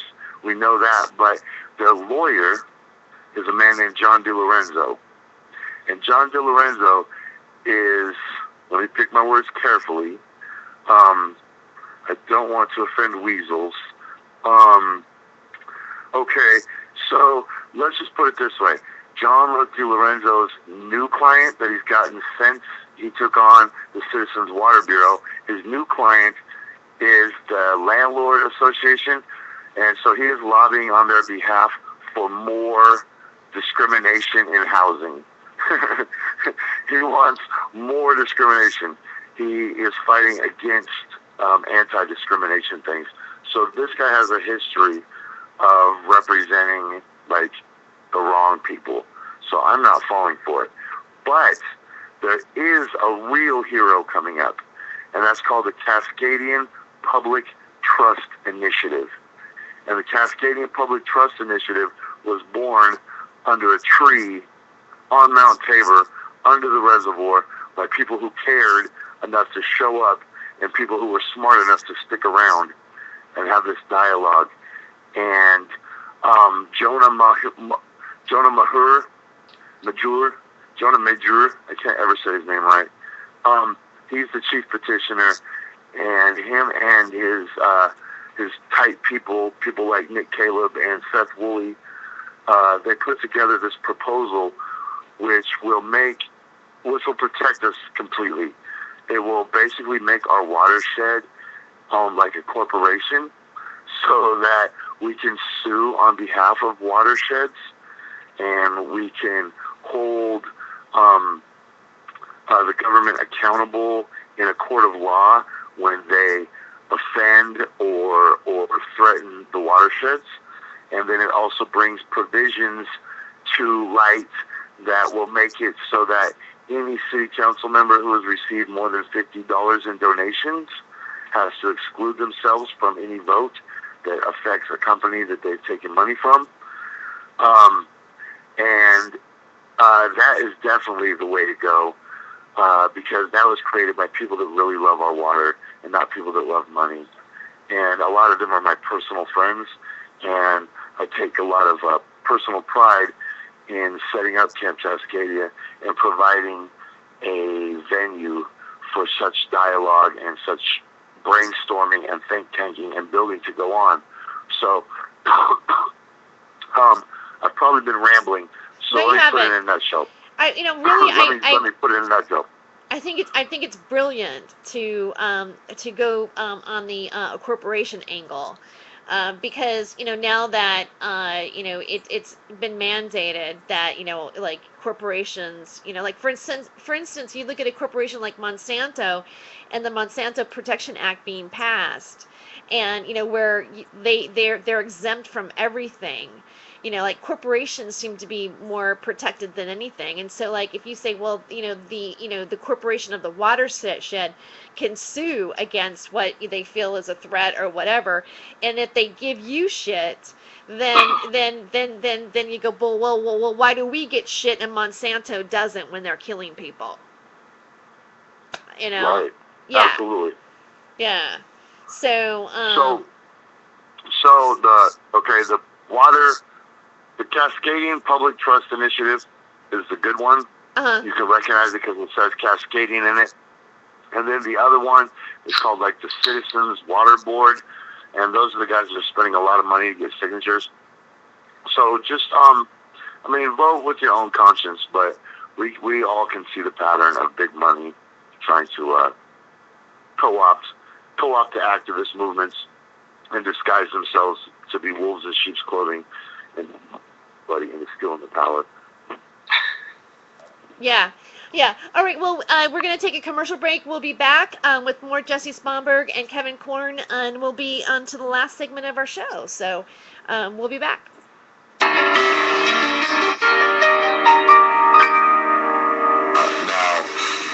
when it comes to medical marijuana, I have more of a practical view than anything else. I mean, my attitude is that if it's an issue of y'all want to talk, or y'all just want to sit there and get high and listen? Well, I mean, did you have another song that you're gonna play, or? Because y'all thought the last break was so damn long. Excuse me. I'm doing a short little song for 2 minutes, 45 seconds by a hillbilly friend of mine, Chief Greenbug, called Let's Get Blazed for the Holidays. Yeehaw. Yeah, that's. I mean, that's fine with me. I mean, and so I just one little moment with Jessie, just to see. So now we want to plug the event that's happening on Saturday. Ruby, baby, make it happen. Yeah. Absolutely. Okay. All right. And then Yeah, thank you for reminding me of that. Yeah, just so we don't forget, because we want to make sure that and talk about like what it's all about and everything, and then we usually like go through, like, everybody can plug at the end what they want and maybe have some final thoughts or something, and close it out. Cool. Yeah. Excellent. So thank you for doing the show. I love the information that you're giving out to people. I feel like I'm talking too much. No, well, but you're the guest, right? So. And that's why we call it a talk show. Got it? So don't be worried about that. It's better to talk than to not talk. I mean, I'd rather have to cut somebody off than like not have them say anything. But then that makes me kick in. So I mean, I can talk too. And Kevin talks most of the time. Sometimes. Well, do you want to hear the song or no? Sure. Sure. Let's get blazed for the holiday. Jingle bells with our eyes aglaze. Merrily caroling, waiting for Santa to show. Every eye twinkling, hoping that he's gonna bring the stuff he's growing at the North Pole. We've been extra good this year. Get on Santa's list, 'cause there's a secret stash in Santa's bag, and we think we know what it is. It's red and green like a Christmas tree. It's all wrapped in sticky sweet. I do believe it smells like naughty pine. So let's get blazed for the holiday. Jingle bells with our eyes aglaze. Merrily caroling, waiting for Santa to show. Every eye twinkling, hoping that he's gonna bring the stuff he's growing at the North Pole. We've left milk on the countertop and sugar cookies by his glass. No thanking him for everything he brought us in the past. But this year when he appears, I hope he knows what we need. Little Christmas cheer, I got the bomb right here. Santa fill it with a little weed. Let's get blazed for the holiday. Jingle bells with our eyes aglaze. Merrily caroling, waiting for Santa to show. Ho, ho, ho. Every eye twinkling, hoping that he's gonna bring the stuff he's growing at the North Pole.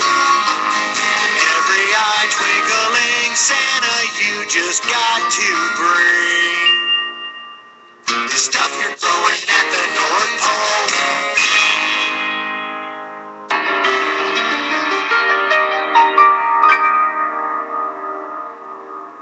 Welcome back to Hollywood Hemptress Hour on Time for Hemp on iHeartRadio. We are into the last quarter of the 2 hours. Hollywood Hemptress Hour isn't really an hour anymore, but then again, time doesn't really exist, so it's just, don't even think about it. And I'm not even sure what hour you're watching this, so it doesn't really matter. But in studio, it's Kevin Korn from Hardcore Entertainment. Hi, Kevin. Hey. Kevin, you sound so enthusiastic tonight. Yeah, I just slammed a beer during the break. Oh, you did? Yeah, I'm working on another one, so I'm waking up. Oh, okay, all right. What kind of beer are you drinking? Blue Moon. Oh, I knew it. Yeah, is that your beer, like Blue Moon? Like, it wasn't, but since I could start getting it in a can, it has been, yeah. It's like, it's a pretty decent beer in a can, so, yeah. And I mean, is it the big can? You're drinking the big can, aren't you? No, they're normal size cans. Oh, okay. All right. Yeah, I like Blue Moon. That It's sounds good. so delicious. I know. I wish I had one too. I'm on day 20. I haven't had a beer. Well, I had 2 beers, but I haven't been drunk in 20 days. Good. Good for you. I wish I was drunk. I just need like 10 more days, and I'll drink again.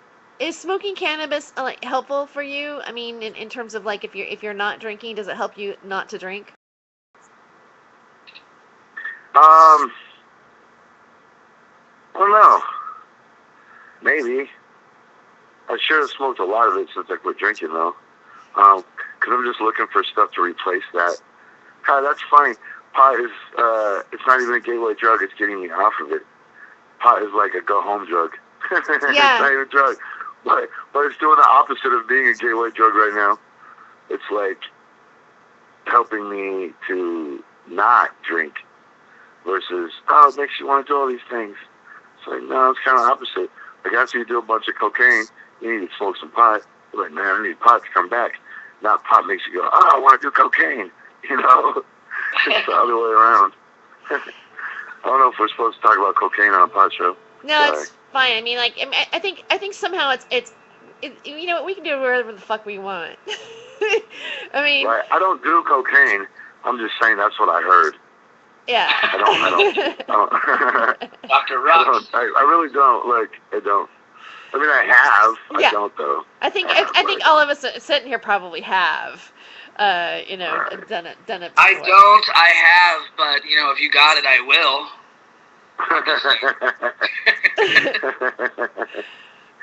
We all made that awkward. Laugh. All right. Well. Okay, so I want to talk about the gonna event kick that's me out happening on pretty soon. Saturday. Like we have an event coming up on Yes, Saturday, yes. and I want to get that in there before we run out of time. So you're Right. doing, Right. I'll be so mad. Yeah. So what's going? I'm involved. I'm going to be part of it. Fight Church TV for 12 hours. Yes. It's an incredible event. It's called the Everything Drive. And yeah, it's spelled just like it sounds. Everything. You have to say it like a Cambodian prostitute. You have to say everything. Like, I swear to God, that's the marketing behind that. Everything. Yeah, from that movie, I think it's Apocalypse Now, maybe. There you go. Everything. So, anyways, the Everything Drive is it's our end of the year drive. You know, throughout the year we do other stuff. Prominently, we do food wars, and we do hot nights, warm coats. And so the theme of those 2 events is clean out your closet, and if you got some food in your pantry that you're not using, donate it, please. If you have some coats in your closet you're not using, donate it, please. And then so the Everything Drive is kind of like the culmination of that. Like, what do you got left in your closets? What do you got left in your pantry? Can we get the rest of it? Because there's not to giggle while I talk about it, but there's literally people dying from exposure on our streets right now. And, you know, the fucked up thing, man, is every year we raise blankets for these people downtown. And then the cops come through and they just, like, make sweeps and take all their shit and throw it all away. You know, like, I don't want to keep having to do this, you bastard cops. So, like, please quit taking people's blankets. So what we do is, sorry, I got all angry for a sec. That's so okay. What we do is we're throwing a giant telethon in the spirit of the old Jerry Lewis telethons. So I will be playing the role of Jerry Lewis, like I do most days of my life. I've always thought of you like your show, Fight Church TV. There's a little bit of Jerry Lewis in you. That I've noticed that. It's not on purpose. So, if any of you have seen the old Jerry Lewis telethons for muscular dystrophy, Jerry's kids and such, we're trying to bring that back. So we're going to have 30 special guests that will come and sit in the red booth, or maybe perform some music or do some comedy. And we're going to be operating for 12 hours at Cadigan's Corner Bar it's 5501 Southeast 72nd, but it's really just on 72nd and Herald, which is between Foster and Woodstock. And it'll be this Saturday, December 14th, from noon to midnight. And we will be accepting donations of gently used winter gear, blankets, hats, gloves, coats, scarves, earmuffs, leg warmers, boots, mittens, blankets, sleeping bags, Snuggies, food, hand warmers, hygiene products, dog food. It's called everything for a reason. We'll literally take everything that will make somebody's life a little easier on the streets. The simple act of donating a pair of mittens is so huge. If you're a person with cold hands and somebody walks up to you and gives you a pair of mittens, that really just changed everything for you right there. That really just changed everything. So now imagine that on a larger scale. Imagine that person that doesn't have mittens now gets mittens, a scarf, a sleeping bag, a coat, a warm coat, These are human beings out there. And like I said earlier in your show, the profile of a homeless person is very much different than it was when I was growing up. When I was growing up, homeless people were outcasts by desire. And now with the socio-economic structure of this country, they're outcasts by no real faults of their own. And easily, I could see myself having switched positions with at least 20 gentlemen that I serve soup to today. And I would hope that if I was in such a position, that someday maybe some dude or his friends or a bunch of people would just give a shit about me and just give me something that they could spare. And so then the important part of us is to try to be that conduit that takes it from the haves and gives to the have-nots and tries to balance out the economic structure. For example, what if we changed our bottle bill so that now deposits were worth 15 cents instead of 5 cents? That would immediately translate into triple the income for the lowest common denominator of our society. And then anybody who didn't want to give that kind of money up could just take their own fucking bottles back. What it's going to take to save this world is real solutions to real problems, not just perpetuating problems by enabling them and throwing money at them. Real creative grassroots solutions are taking place all around us. And what we need to do is we need to throw our efforts into those things, into things like Niseka, the Pay What You Can restaurant, which finally got their own building, or things like the Cascadian Public Trust Initiative, which was created under the shade of a tree, or, things like Occupy Portland. For example, if you took all the people that are crying on their Facebook now about governments, but were cracking jokes about the people sleeping in the parks 2 years ago, if those people would have joined us in the parks, maybe shit would be different right now. Division amongst the poor is always the tactic of the rich to keep us at odds with ourselves. As long as we're distracted amongst ourselves with our poor people's problems, we'll never have the time to turn and see what's really going on.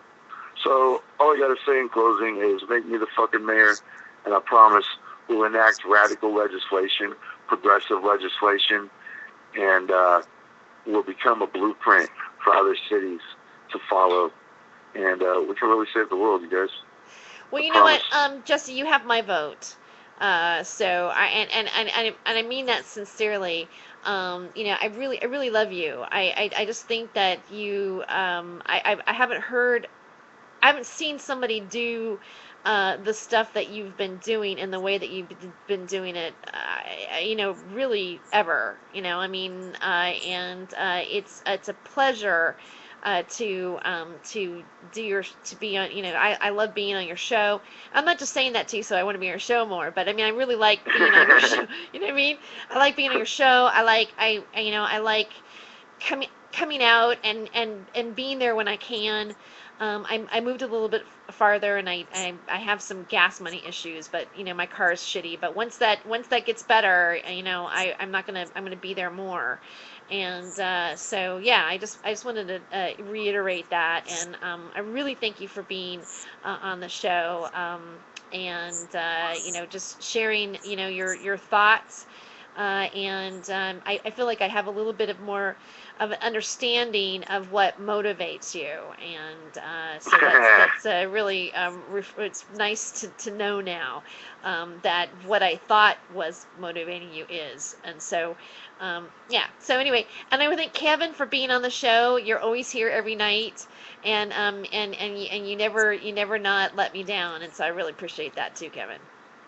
Yeah. You never not let her down. That's how I feel too. You never not let me down. Hey, I hope you both know that I love you both, and I try to show it because you guys have always supported all my shit. So.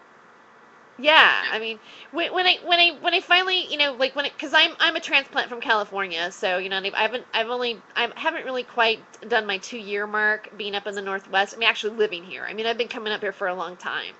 But I had participated in a lot of activism back at home, and was part of Occupy LA, and so when I went to Fight Church that first night, I went, oh, here they are, because I was like, we're the people, we're the people that we're the Occupy people, and where are these people, that are at, and when I went in Fight Church, I went, yeah, this is where I've been wanting to be at.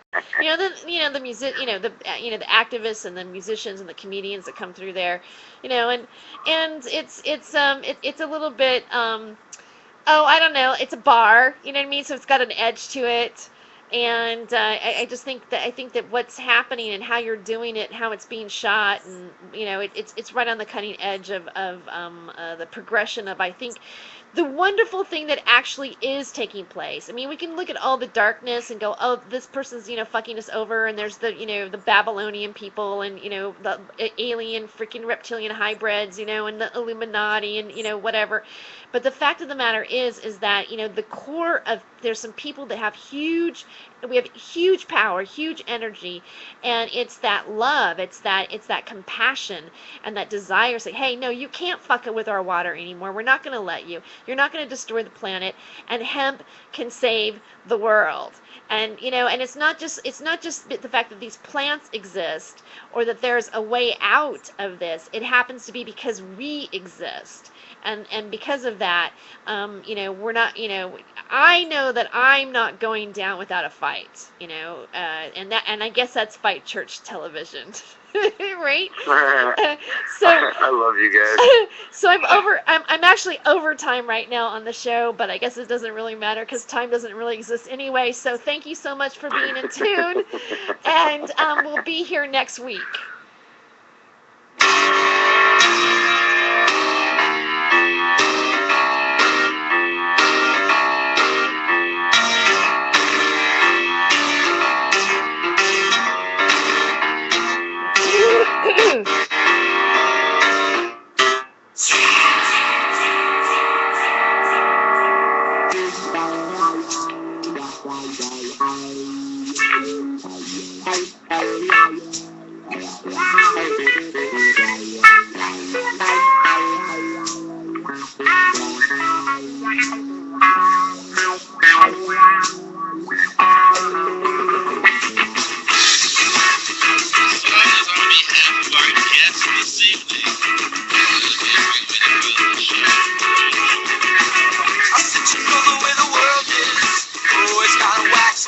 Nobody case, who's a damn about Jack?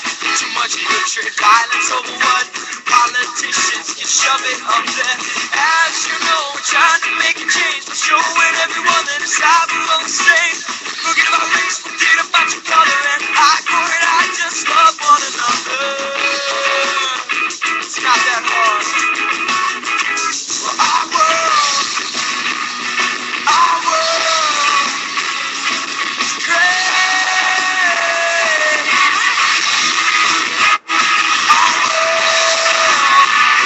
Our world is too lazy to make a change.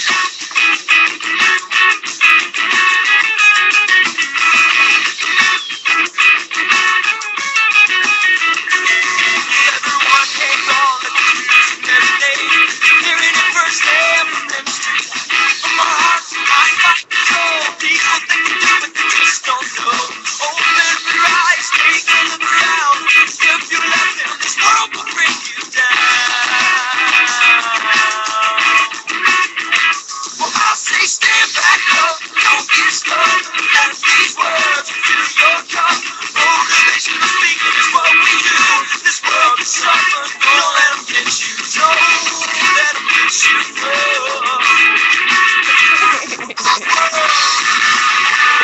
Our world is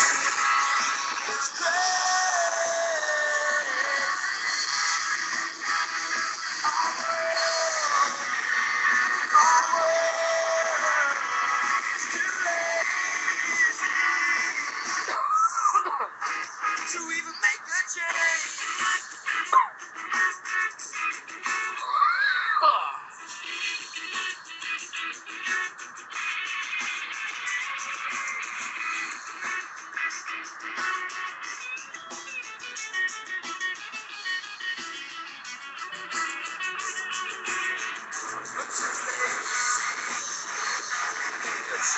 Let me see if I can get it on the right air on the camera.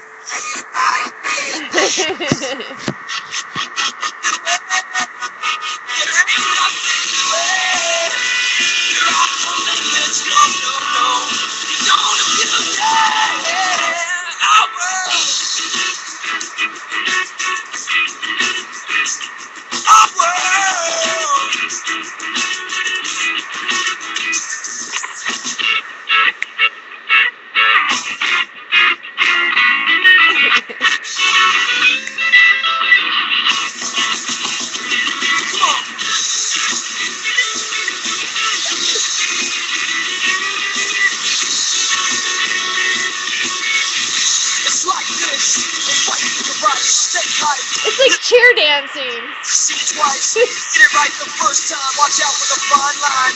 Start a new trend. People call it Skype dancing. Great. So don't die, you're a man who never be known. I said moments like these right here. I said what I live for, what I live for. A time when we can be one, as we were when we were first created. Come together, let's be new. Oh, this is a good song. I want a sensation. No, don't get left out. Don't let it down. Be ready. This shit's about to be heavy. Hit street rhythm in your face. Coming at you right now. Come on!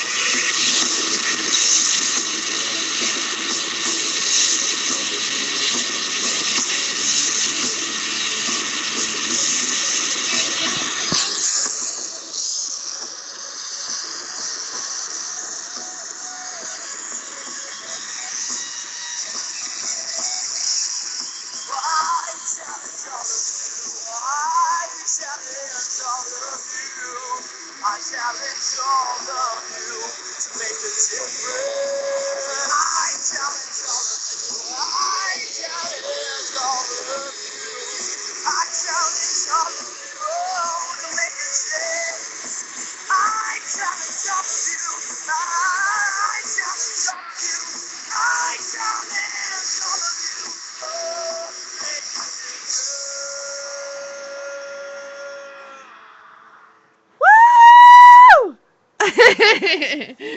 So what artist is that? What song is that? I like that song a lot.